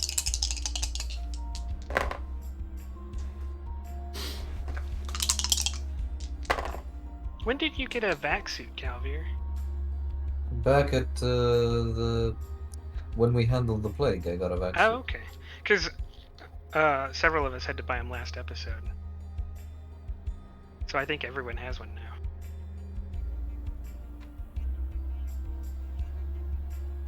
They've got to be pretty much standard traveler gear. It's one of the things you can randomly get in gear in the earlier travelers. Hmm. It's one of the freebie things most of them get. Well, that seems to have helped. Although it is warning you that the air control unit, you'll to use suits only, which you kind of already knew that. You're the one who shut it off. Right.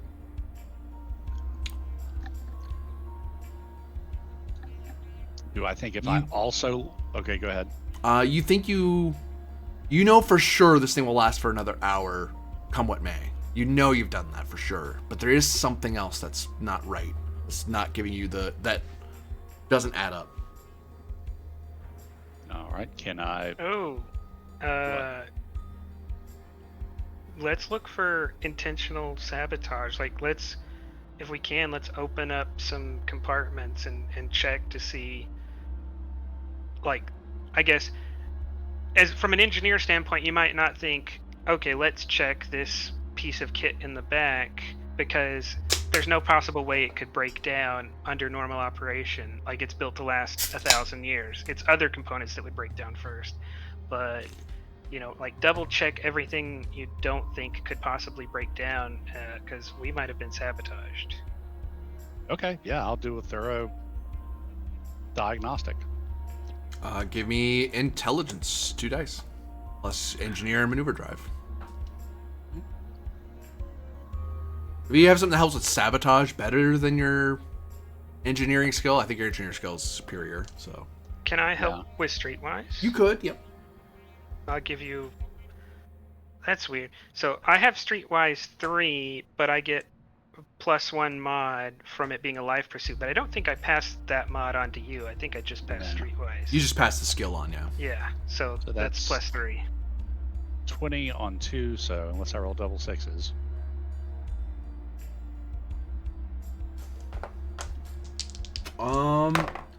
It would seem that this thing wasn't sabotaged. It's actually fairly high quality.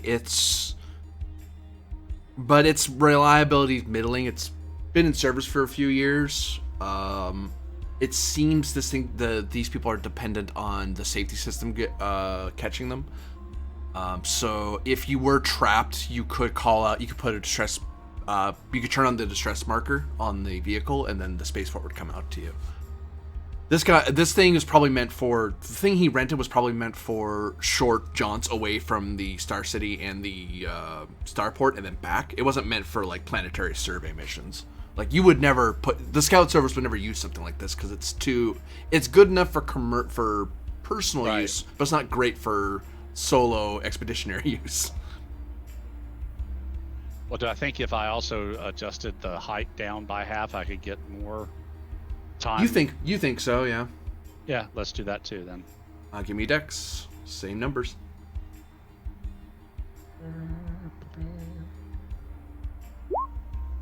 Yep. Oh.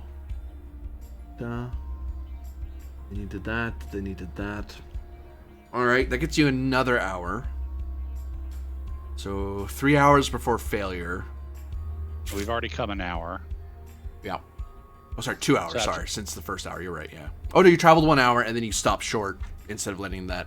So your failure time's 3 hours, yeah. So that'll get us within 4 hours. We might have to hike the final 20 clicks. And that's wait. It's not. It will fail in 4 hours. We have to check again to see if it will fail in 4 hours. Okay. Yeah. So it's not like the original computer telling you have an hour before I die. It's right. You think in 4 hours we have to be cautious. You think in 4 hours something else is probably going to fail in this stupid thing. All right. Done all I can. Let's go. All right, I love me a good hike. Been a while since I've done one. Do we have? We met the guy who like rents these, right? Because we went down to, or we like talked to some. You picked that up from the garage. Because you had the keys, you just walked out to the lot and got it. Oh, okay. So we didn't even talk to like a secretary at a desk or nothing. No. Okay. Because once you have the keys, you can just go into the garage and get it, and it isn't considered returned until you actually hand the keys into them, and then they check if it's in the lot. Can I check through like the car to see if there's any like, in case of emergency, call us for a tow? Because I assume they want. There is like a help me panic button where it's like hit this, and then it's supposed to let the spaceport know you're in trouble. Okay, well, I point out to Tarbin the help me button. Right. It's written in Anglic, Valani, and Zagamal, and Daryen, or Tazodal rather. Multiple languages. It's almost like this car's been around for the last couple of years, or expected to be used by various people. All right. Yeah, it was probably a sword rolder that used it last. That's why it's so beat up. Let's go. The same part probably broke on them, and they hit it with an axe.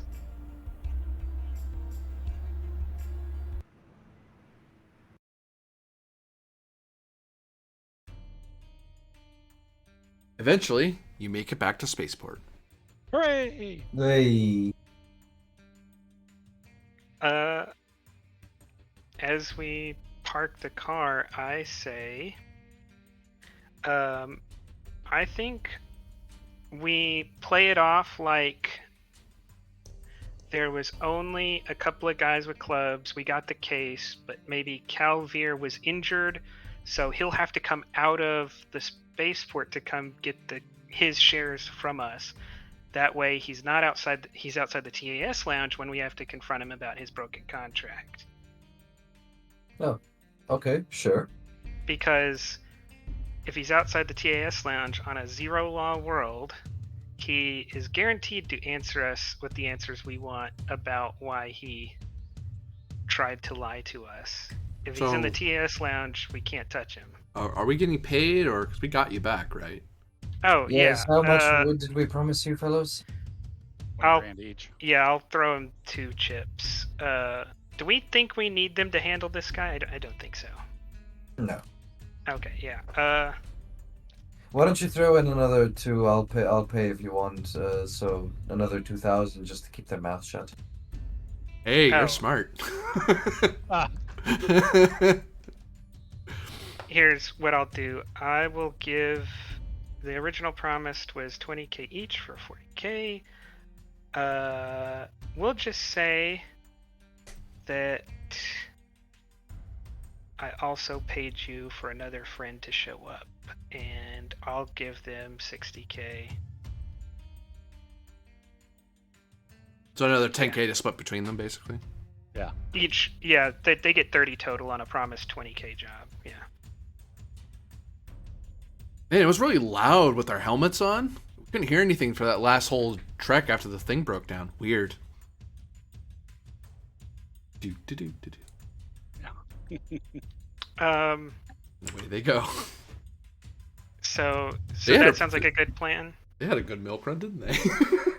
Yeah, they did.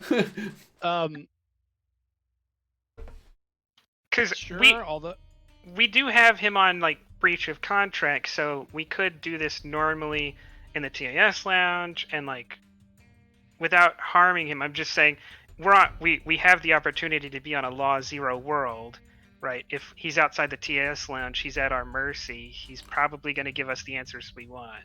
Give me advocate, intelligence advocate, 2 days. Yep. So where do you see the breach of contract?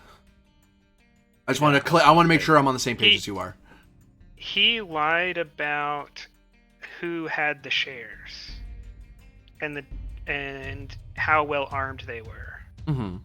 So he failed to give the correct job description. You figure. Wow. Okay, hold on. I want to see how much trouble he potentially is in. That's why I was getting that roll to see if you even knew it. Beyond just in trouble with you personally, but I mean like legally speaking. Oh, I was just I was kind of going off that I wrote a good contract that served both our interests. So I figured if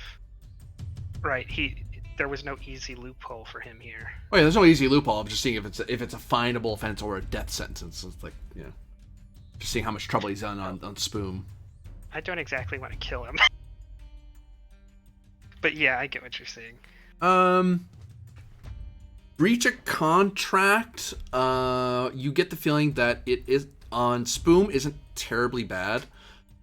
He would have to pay a fine to the TAS lounge, and he'd have to pay you a little bit extra for wasting your time. Seems the power of the contract isn't terribly. It is binding, but it is something that he'll get a slap on the wrist at most if he fesses to it. Okay, then maybe we just go to the TAS lounge, and we tell him we'll forget that he forgot to include information, but he has to allow us to broker his shares. Yeah, I'll let you handle this one. yeah, sounds good. I did the heavy lifting with the other guys. You know, you do It's true. you. Okay, let's go back to the TAS lounge. I wanted this one.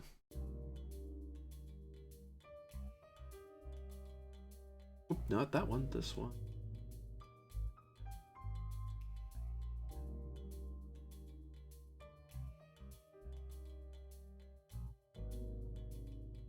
So you go to the TES lounge, and you go find him. Yep. You find him in his little He's not sitting at. He's eating food actually in the booth now because he's been waiting a bit, reading something on a pad. Yeah, it's been like 11 10 hours. 10, 11 hours, yeah. Yeah, so this is probably breakfast for him now. Probably traveled through the night and then into the next day. Meanwhile, we'll come Wait, no, back you arrived in the smelling morning. I'm of- full of crap. Yeah, we'll come back smelling of piss and mud and desert. I mean, Really- I'll take a moment to go to the fresher. Yeah. So actually, it's probably it's only been 11 hours, so it's nighttime. So yeah, he's probably having supper at the moment. Yep. Yeah, you find him. He's back there. Let's go sit down in the booth with him. What's he eating? He is eating. Oh, something not great.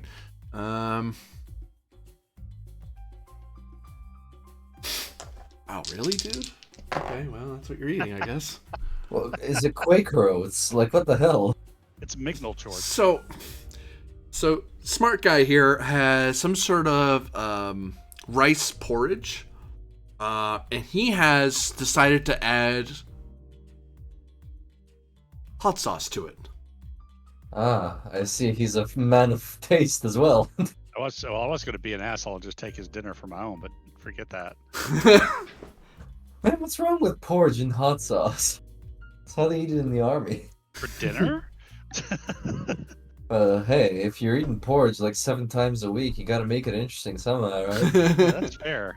You have this Yeah, funny. but this is the TIS lounge. They can do better than rice porridge. Right, yeah. This guy had to go out of his way to order this. Right. Sometimes you just want a taste of home, maybe, Yeah. Maybe his mom made rice porridge. Yeah. Probably. Vets, and very rarely do they want a taste of the army again. Yeah, he has the kind of social standing that tells me this is normal. Right. So yeah, you walk up to his booth. He's like, "Oh, hi, hello. Everything go well?"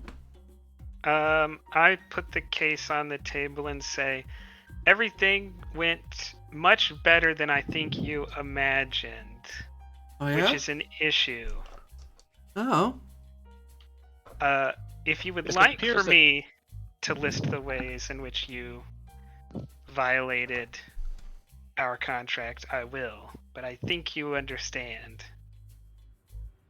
I mean, I might not. Well, how about we say you did not violate your contract and you travel with us to Daryen to sell these shares? Wasn't that the agreement in the first place? Was it?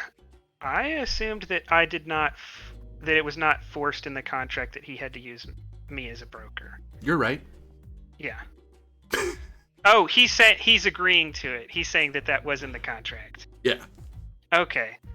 Then yeah, I think we understand each other. All right. You need to open the case. Here? Just so we can see That what's would be inside. nice for you to demonstrate that you could open it. Well, I can. It's just, it's,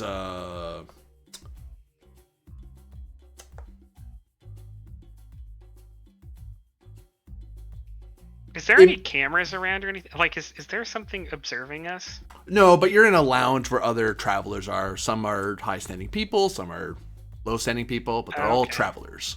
We have a way to handle this. Tarbin, could you stand up, please?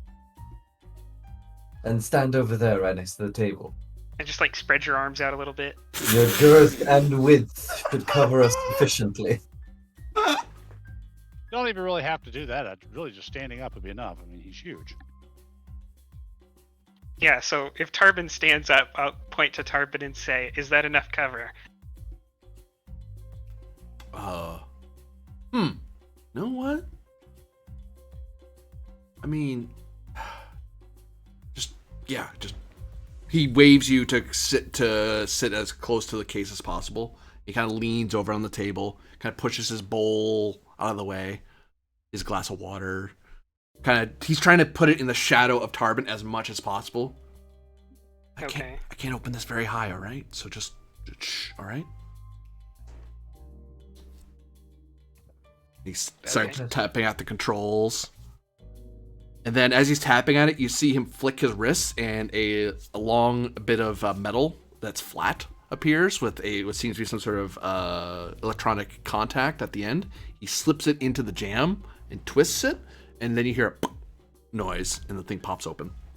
And then he quickly fires it back into its sleeve. And then... Calcium, we happy?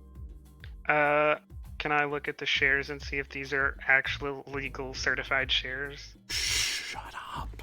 He opens the thing a little bit. No, that was the player asking. Oh. I'm obviously not trying to draw attention to us. That was me asking for a roll, not Calcium being like... You could reach over to open it instead of him. He looks like he's trying to open it gingerly to give you just enough to peek inside. Yeah, that's what I'm saying. With what he's showing, can I tell these are legit? You don't see papers. Instead, I clicked the wrong thing. Give me a moment. I know how to use Roll20. I promise you. It's bad at it. No one knows how to use Roll20.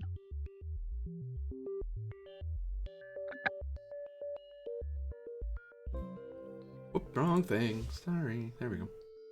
I was running a game like on Thursday, a game that I run, and something went fuzzy with Roll20, so I hit the refresh button, and it opened a game that I play on an entirely different day of the week. I've had that happen, yep.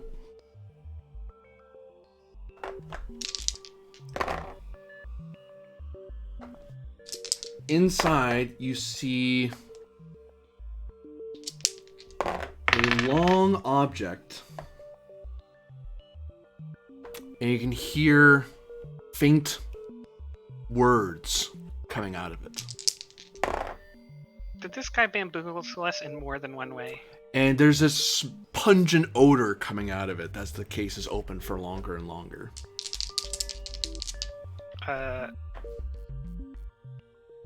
But obviously what he told us was in the case is not in the case. Yeah, it's something else. Okay. I closed... actually... Does it look like the... Either that or the guy in the desert did switcheroo on us. But this guy hasn't said that anything... Like, he looks like he expects this to be in the case. Or he doesn't.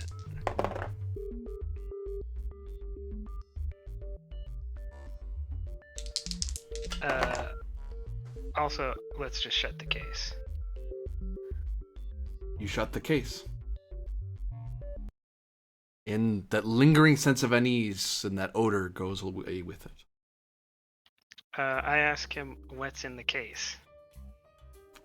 Certainly not shares.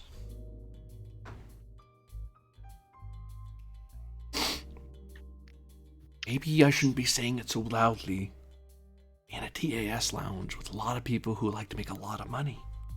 It's quite alright. I think we were about to retire to bed anyway after a little light snack. Tarbin, would you care Yep, to order Tarbin. something for us that's not porridge with hot sauce?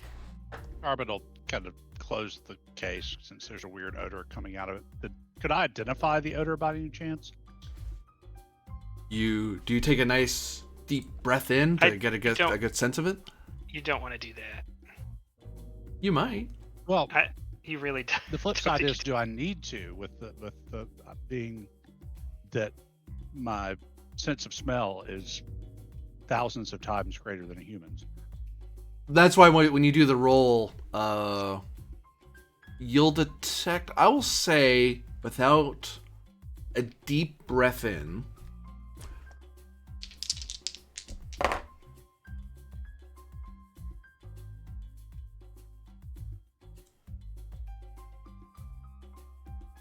you, without beyond a shot, just shy, just within the shadow of a doubt, you have this funny feeling. You've smelled this before. You've smelled it maybe 5 times in your life. It was when you were on the Corward expedition, and it was when you were near a Dronye ruin. That is to say, an ancient's ruin. And those 5 times you smelled it, every scout around you picked up and left. Yeah, Tarbin will close the suitcase. Did the scouts ever mention why they picked up and left? Give me your training, plus your scout knowledge, if you still have any. You should have some left. You might. Yeah. Give me 3 which dice is- on that one. Okay. So that's 13 on 3. Just. So, the thing about ancient sites is that they can be repositories of great amount of knowledge and history and technological power, or just insights into those far future technologies. But there are some things that if you open up, you heard a story once in the Spinward Marches that someone cracked an ancient ruin once, and because they didn't know how it worked, they accidentally turned it on. And when it turned on, they didn't know what was wrong at first. It just made noises, and then a few hours later, the entire facility was flooded with slime. And the slime just kept, this pink goo just started producing more and more and more, and slowly began enveloping the entire planet. It took travelers months to find out how to shut it off before it basically consumed the entire planet in the goo. That's the sort of stuff that can happen in ancient ruins if you don't know how the tech works. That smell, the scouts treated it with the same level of intensity. They knew enough that was a smell they needed to get away from. That it was a sign that some sort of biological threat was present. They never told you the name of it specifically because you never got that high rank in the scouts, I believe. Correct me if I'm wrong. You might have gotten higher. Scouts really don't do ranks. That's true. Yeah. I will say that in your I- experience, people reacted the way they did.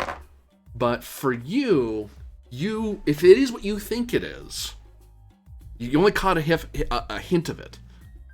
But this could have a wondrous potential to transform how people grow, prepare, and store food across the entire Third Imperium.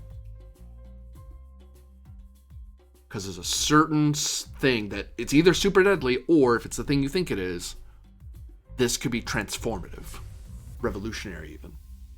It's a fridge. You're smelling That's Freon. Yes, you're smelling Freons. It's a fridge. Yeah. For crying out loud, it's a fridge.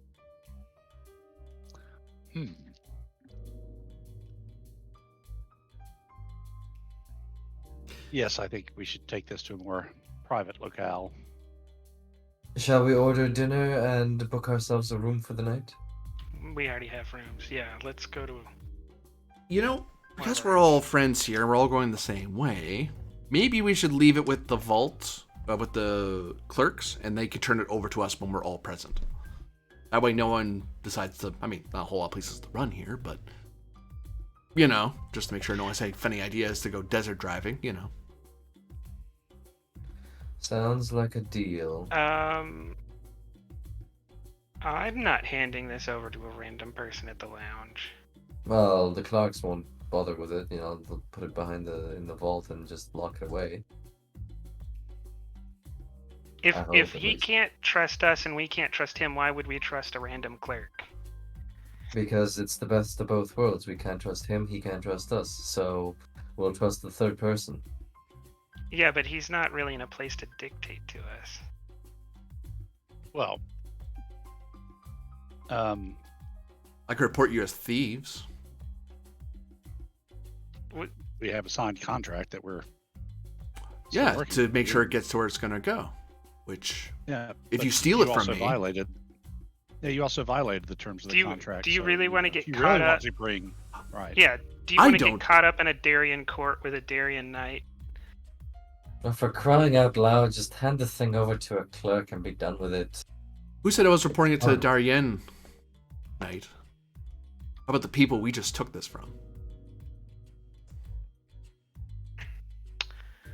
It would be equally bad for you.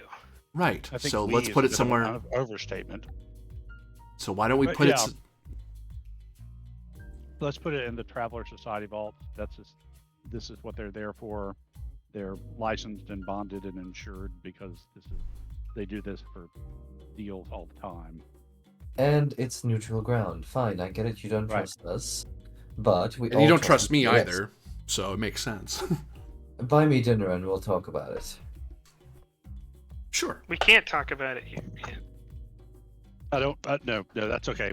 I'll buy dinner. Oh, okay. And here I was hoping the man is going to buy me more porridge with hot sauce. Seriously, you can have porridge with hot sauce if you want it, but if that's what the kind of dinner he can afford to buy, trust me, you want me buying dinner.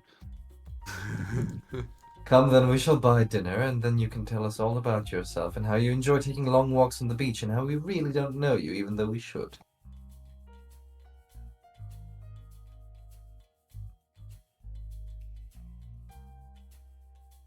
Yes.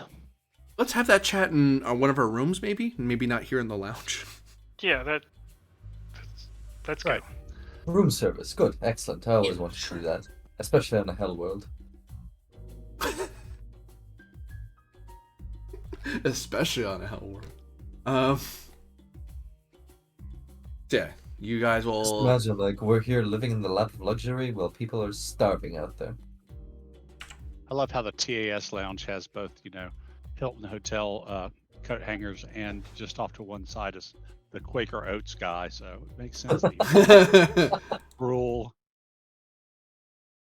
Like I said, sometimes there's just nothing wrong with a bit of Quaker Oats. I mean, people have been eating them for centuries. Look at you now. So you guys, you're all set up in one of your rooms. Whose room? Well, we can be. It's fine, yeah.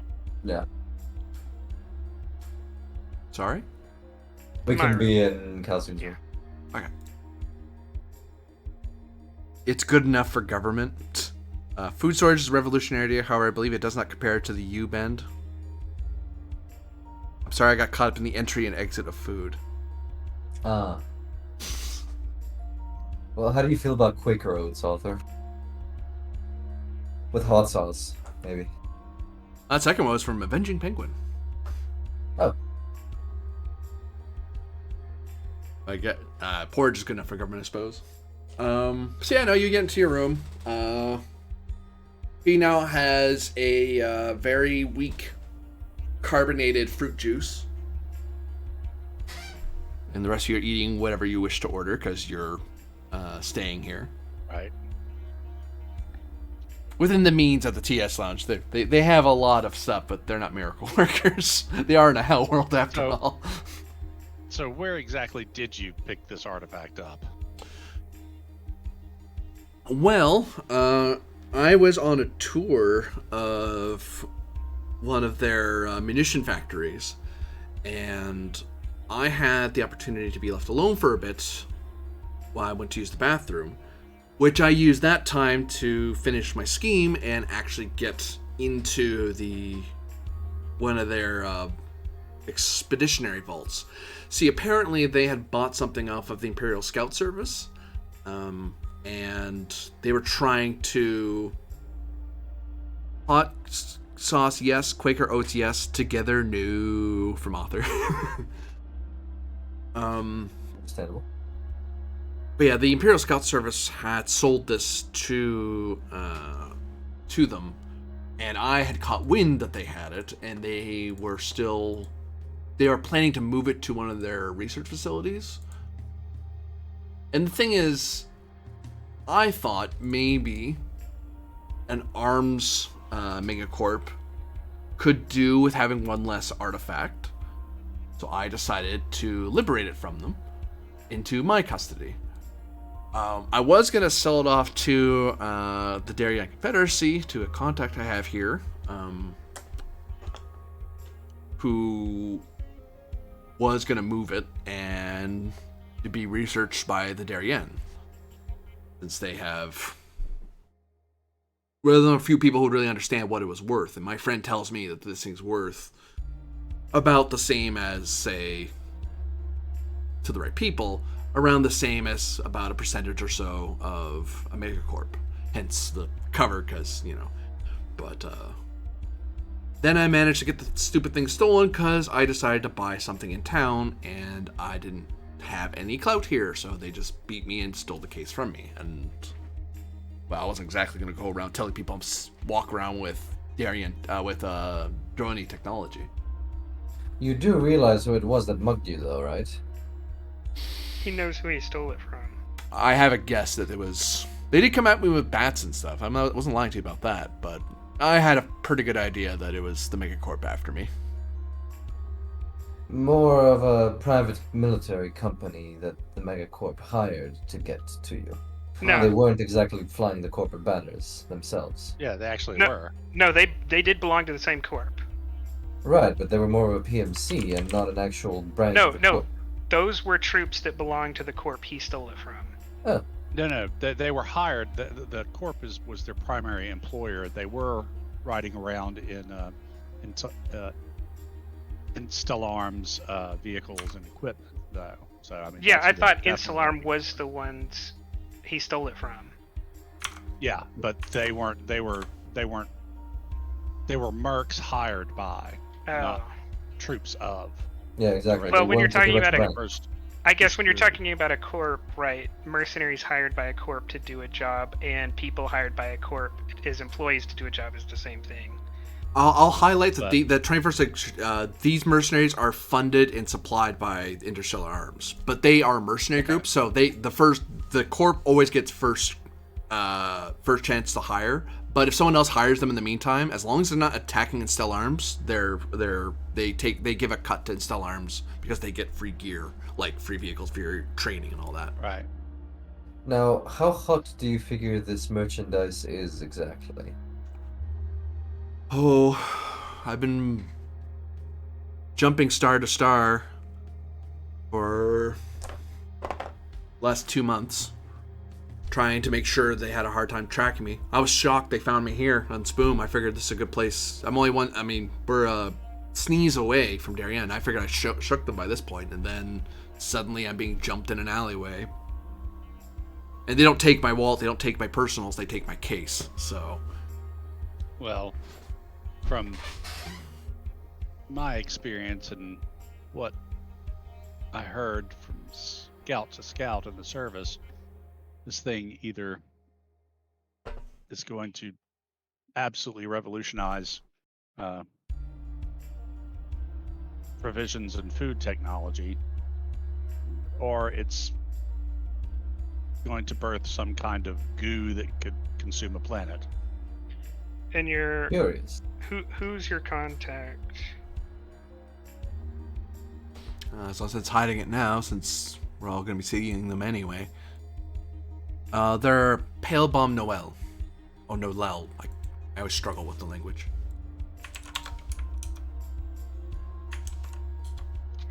Is this a notable person or just another person? That requires 2 dice because you're of the knighthood, so you do get. You would do 2 dice instead of 3. 2 dice, education. Not sure what skill. You can do it on just that, but you have a skill you think would help with this. I'm listening. Broker, if this guy sells things. I should have to check. Hold on. Right, brokers I'm gonna- connecting buyers and sellers. So. I'm just making sure that's what he actually is. Even if he's not a broker, if he buys anything or sells anything important, he would be known by brokers. I'll take it. Yeah. It does. Given who I rolled, it does help. Yep, success. This person is a somewhat infamous rogue merchant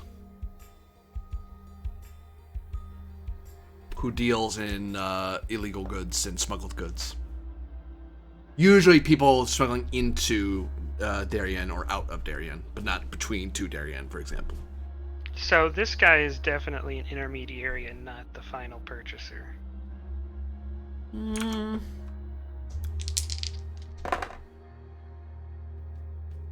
Good God.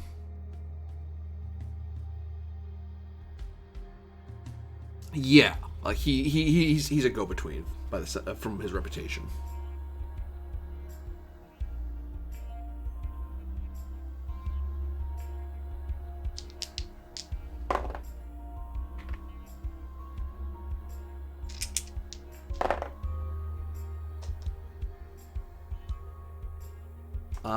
Probably for a small group. He doesn't seem to have, from what you recall, he isn't like one of the big movers for like a syndicate or anything like that, but for a group of like-minded individuals. If you were to guess how much pull this guy had or how many people this person talked to. But they aren't the ultimate buyer. You know that. Based on what you know of them as a broker. Is it going to violate Daryen laws to deal with this guy? To sell this to this guy? Give me intelligence. Oh, sorry. Education advocate. 2 dice.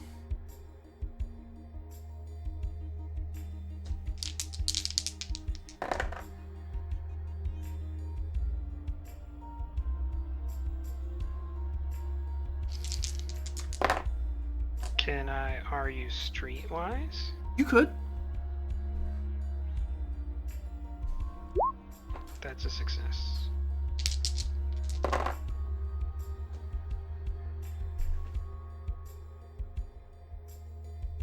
If you deal with this guy, you get the feeling that you're looking at. It's not terribly likely that you would get in trouble, but if you, it would depend how much the authorities caught on to the story. If it's just talking to him, that's not enough. But if they catch on to the fuller story, then the Daryen law enforcement might come down on you and hold you for at least a few hours to verify the story to see if there's anything further they need to pursue. But you do know that if you catch law enforcement's attention and they get some part of the story, then they're likely to hold you for a while to dig into it deeper. If it is the smuggling of an ancient artifact that has potential for danger, you are looking at something that is, especially since you're imperiling the home world, you're looking at a rather severe punishment. So, with almost all illegal goods, there's some government entity who is allowed to purchase and deal with them for like research purposes. Right. Is there a legal person to sell this to, regardless of if it's a good or bad thing?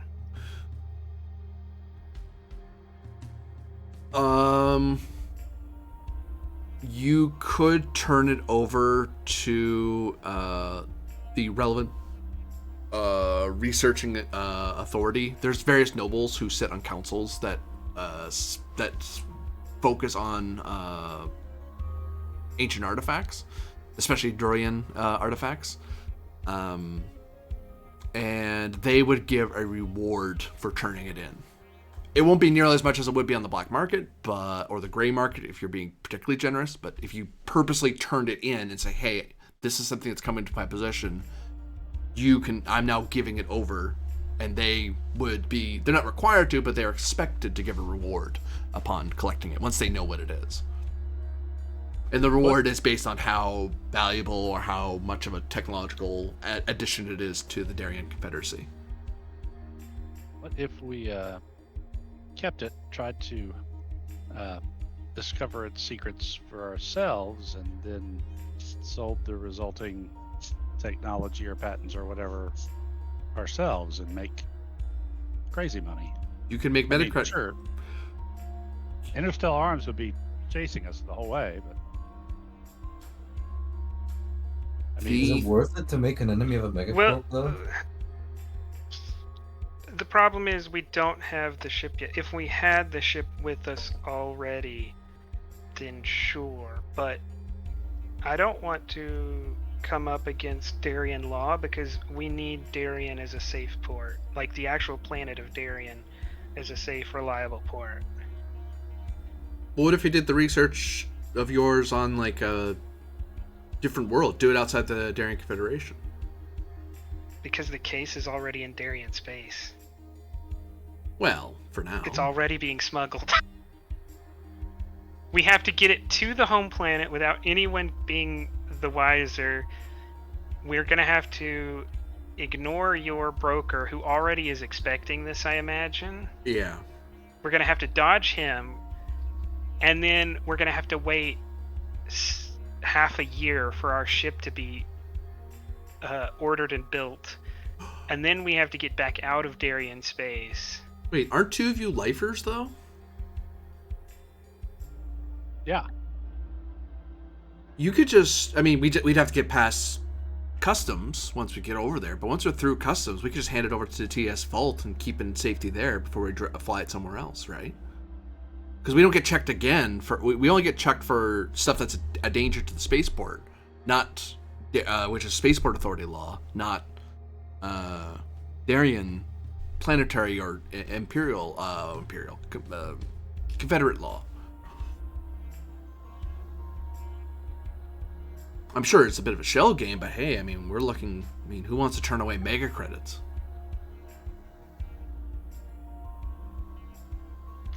We already are going to get a decent reward from just turning it over.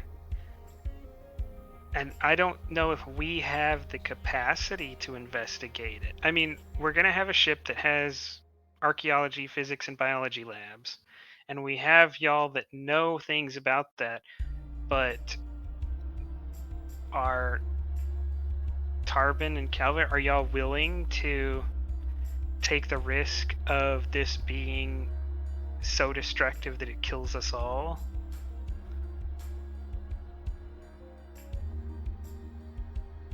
Because y'all are going to be the ones investigating and doing the science. Science. Science. I mean, the payday would be off the hook, and you know, we right now, Arctos is very impressed with Calver's ability. I mean, Calver just solved a galactic plague, so Carbon's pretty sure Calver can do whatever. It was our effort, not just mine. Our effort. And GM, why is the vault on Darien better than the vault here? Because we'd be on Darien.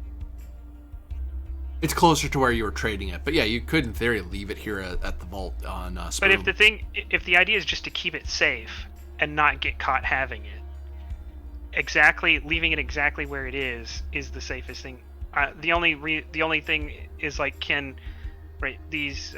The advantage would be it's closer to you in Darien. That's the only real difference because TS Lounge is a TS Lounge. You don't. I will say, I suppose, you get higher quality travelers at higher quality planets. So the travelers here, you're probably the best travelers in the whole building. There's maybe one other traveler who's on the same tier as you guys are, in glory and fame and so on. But but they will treat it as anything that's in the vault. TS heavily goes after anybody. It doesn't matter which port you go to. If they have a lounge there and they have a vault, you crack that vault, you're now an enemy of the Traveler Aid Society. We don't think. I keep calling them InfoSec, but they're like Instalarms. And we don't think Instalarms is willing to cross that line for this artifact. They're not willing to declare war on the TAS over this. They wouldn't. They probably wouldn't directly. They do it over proxy. Because if they're willing to declare war on the TAS, then of course I want it at the closest lounge to us on a capital world surrounded by Darien battleships. And I think what Corby's also saying is, the security level at the TAS at Daryen's vault is going to be even higher than it is here. Plus, That's exactly what I was trying to get at. Was yeah, is it actually safer on Darien, or does a TAS lounge mean? I mean, does a TAS vault mean TAS vault, and it's the same everywhere? You're aware as members that there is no animosity. If there was animosity between the megacorps, because TS is a megacorp, they're just particularly benevolent, which is rare. But if they were enemies, like TS does have megacorps that are hostile to them. Some that are even within the, especially Zodani ones. But Stellar Arms has no. They do business with TES. They have no. You get a feeling from what you know. You don't think Stellar Arms would be willing to burn that bridge. It's not worth it. They have no standing reason to do it. That'd be the only reason you do it, because you'd only screw with TES if you wanted to go at war with the entire megacorp. Which the only people who could do that are national government, interstellar governments, and megacorps. So yeah, I guess what I'm getting at is, if Stella Arms decides to go to war with the TAS because whatever's in this case is that valuable, is it better for this to be in the vault on Darien, or is it equally protected here? It would be more protected on Darien. Okay, then we try to smuggle it to Darien, I guess. GM, a question for you, if you will, please. We're doing all this. We're doing business with this guy. My question is this the right way to go about it?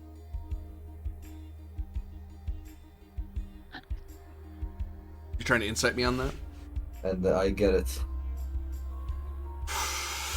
Oh, let me think. It's a fuzzy way to answer it.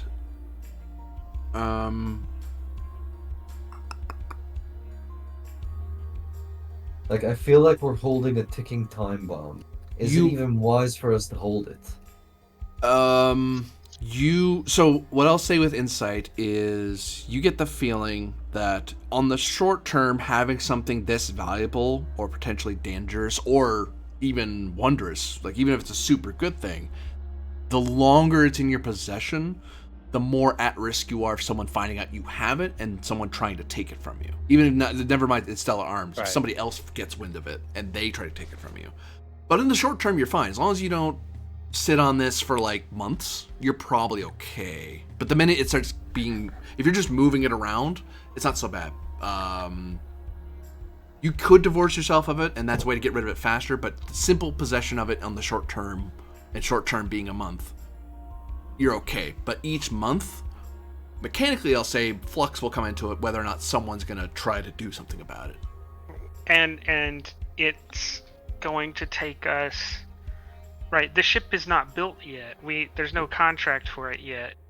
Unless the shipyard at Darien can build the ship in 3 weeks, it's going to be longer than a month for us to get off of Darien, and it'll take at least 2 months for us to get from here to the ship, get the ship, and get out. And that's assuming it only takes about 3 weeks to build a ship. If it takes months to build a ship, then according to the GM, this is a time bomb.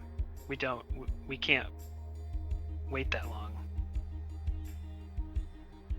No, I mean, we can. It's just a big risk. Are you willing to risk it? That's the question. No, because they're not going to go to war with the TAS. They're going to go to war with us. And that would be, and our ship's not that powerful. Right. Well, I mean, it wouldn't, before the ship was happening, what happens is they try to kidnap or rough us up or, force us one way or another to go get it. I think, this might be spun into wealth and reward on a small scale from the Darien government, which is highly beneficial to me. I don't know how beneficial it is to y'all, but to me, I see profit in just turning this over. Right, I already can't travel safely in the Sword World Confederation. I don't want to add Darien, the place that all my land is, to that list.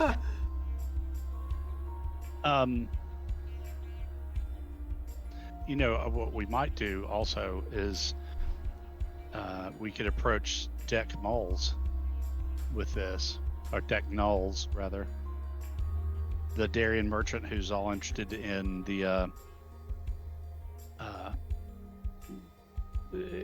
exploration out in the Well, Spinward, and he's also got some lines on ancient sites and whatever, so we might be able to learn more and still have a more reputable way to broker it with the Daryen powers that be. So it might be worth reaching out to him. but I mean, correct me if I'm wrong, but I think it doesn't matter who the recipient is. It's not that we're trading it to this shady dude that's illegal. It's that we Right. have it at all that's illegal. So Deck Nulls, trading it with him brings the same risk of, the same legal risk and the same risk of force that trading with that other dude does. Well, I'm not necessarily trading it with him, but what I'm getting at is going through him as far as a contact to get it to the government, whoever in the government. With him, he might already have some leads on ancient He might be able technology. to talk to like the chairman of the committee and get us the best result, or even get us right. Maybe if we can get to someone like him who has influence, we might even get a permit to research it on right, our or own. maybe Okay, I see what you're maybe saying. we can through him go, even if we just get information. But I mean, it's also a possibility that we get patronage to investigate it. Then I think we can I think connections and our reputation as plague killers. I think what we do is we leave it on the vault on this planet so that we don't actually have it on us and we're not actually actively smuggling it. We get to the planet and we tell Deck Nulls about it, and we try to peddle it to get good influence and a good result legally. And if I'm not. all that, I'm not. Go ahead. If all of it works out, then we just tell the committee, right, the case is on this world, on Spoom, and not on Daryen, and they go retrieve it themselves. Well, I don't know. I think we take it with us and we get it onto Daryen. And smuggling it may be as easy as maybe you can figure out some way to use your rank as to have it declared diplomatic such and such, and so it's not leaving the starport, it's just going directly into the vault, something like that. The only thing is I don't want to take a huge risk to do something legally. Right, sure, take the huge risk to sell it to the broker who's going to sell it for a resource unit, but I don't want it to be a week away from us. Also consider that you're moving around Akeem with you, because he's the other key holder to it being released. Right.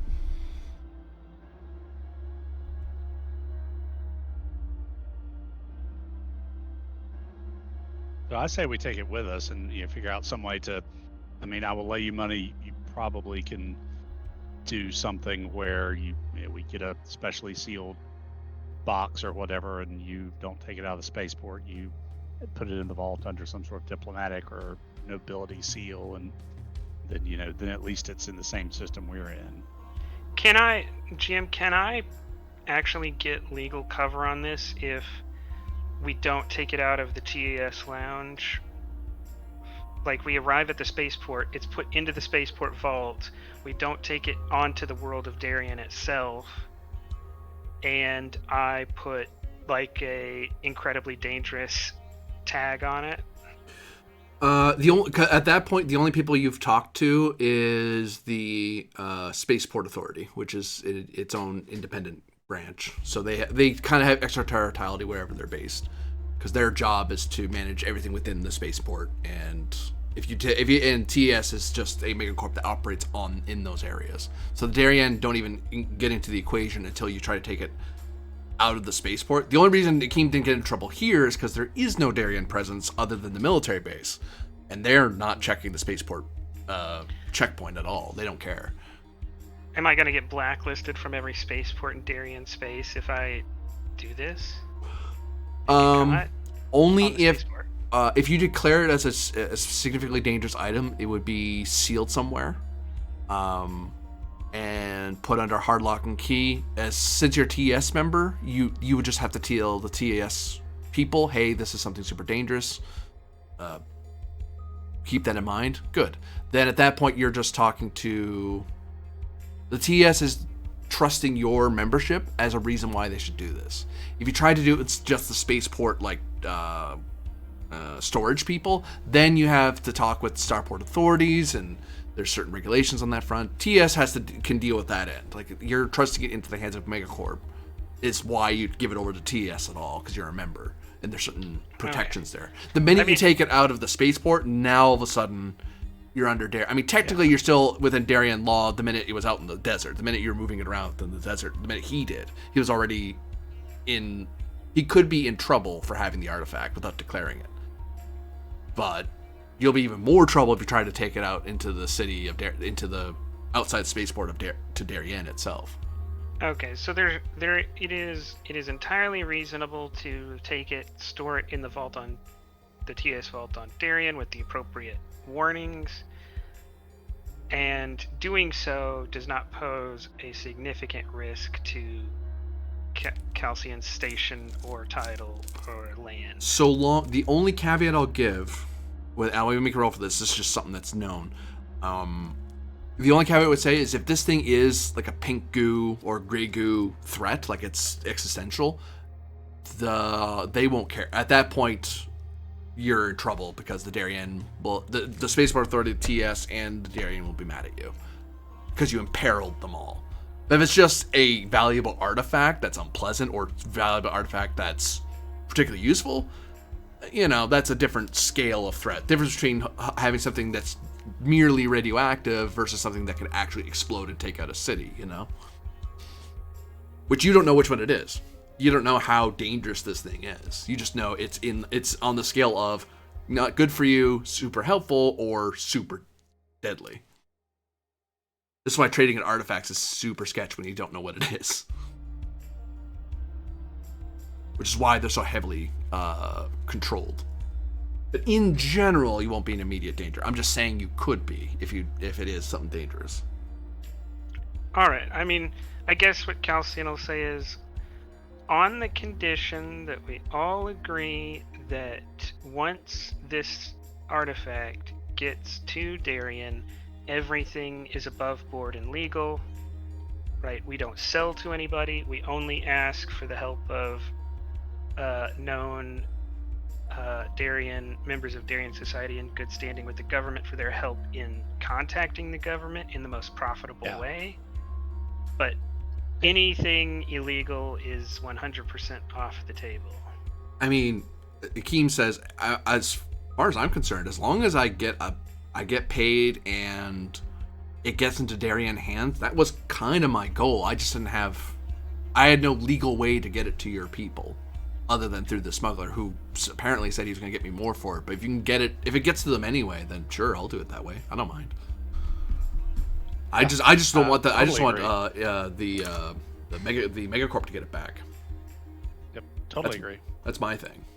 Okay. This time, though, we're gonna sign a contract according to these terms, and I want legal coverage and loopholes. Should we really be writing a contract now that we know what it is? Now that you know what it is? But we don't know what it is. What I think the man is saying is that there is no honor amongst thieves, perhaps. Well, not so much that. It's hard to make a contract about a potentially illegal action. Exactly, so we'll just have to trust each other. Okay, then the understanding will be, I guess, there's three of us and one of you. You're taking all the risk. We're keeping control, and I'm keeping my hands on the case until we get to the spaceport, and then I'm turning it over under my name. Right. You basically, from this point on, you travel with us on the hope that we honor our word and not under any promise or legal pretense that we will.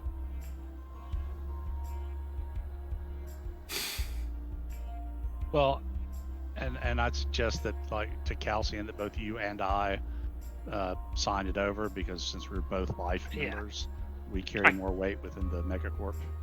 Yeah, I can go with that. My thing is just like I'm trying to explain that from this point on, he can assume that the three of us are only tolerating him, and we promise to pay him, but all he has is our promise, our word. Like he gets no other assurances. I would like the assurance that I'm one of the key holder. I'm one of the pieces of the key, like we are here, because that way, because I wouldn't want all the keys just to be you. Because what's to say you won't just run off on it on your own and screw your two friends, as well as me? If there's multiple key holders keeping it secure, then we know neither side can screw the other over because we need the other side to move it at all. So we could set it up basically. What he's saying is like a 4-way safe deposit box where all 4 keys have to be present. It's not really a safe deposit box, but yeah. So all 4 of us have to show up in order to unlock and access the thing, not just any one of us or 2 of us. Because it means I can't get it on my own either. I need you guys to sign off on it at all. So we're still signing off on it, but I don't feel comfortable getting it out of the place that's perfectly safe right now, and then trusting it to your 3 keys, and I don't have a key at all. Because then I have zero assurance that you'll keep it on your end, other than the word. Yeah, basically where Calcian's coming from is the guy has yet to say anything that was not vague or a lie outright.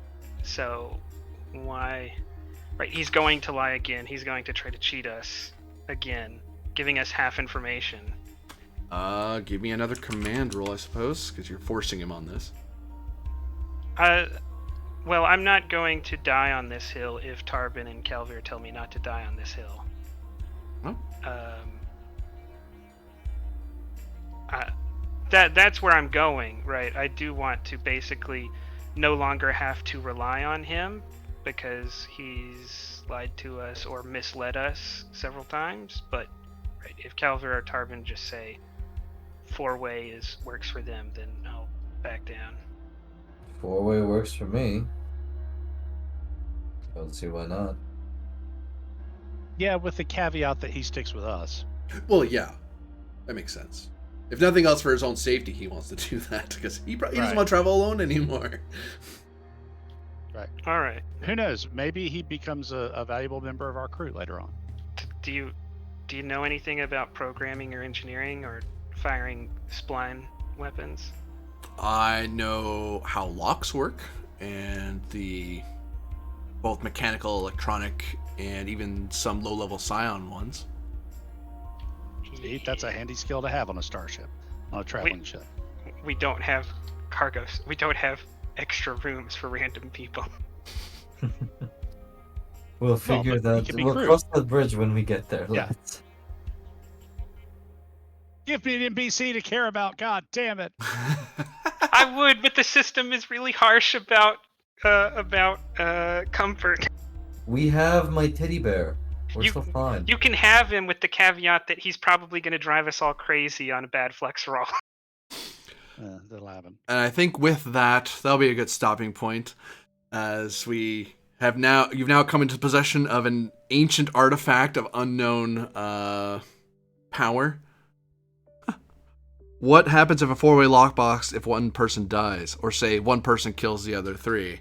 Yeah, that's a real problem, author, that you bring up that they'll have to deal with next week. I tried to avoid this situation, but no. But for all of those of you who are watching, thank you very much for watching. For those of you playing, thank you very much for playing. We'll see you all next time. Have a good one.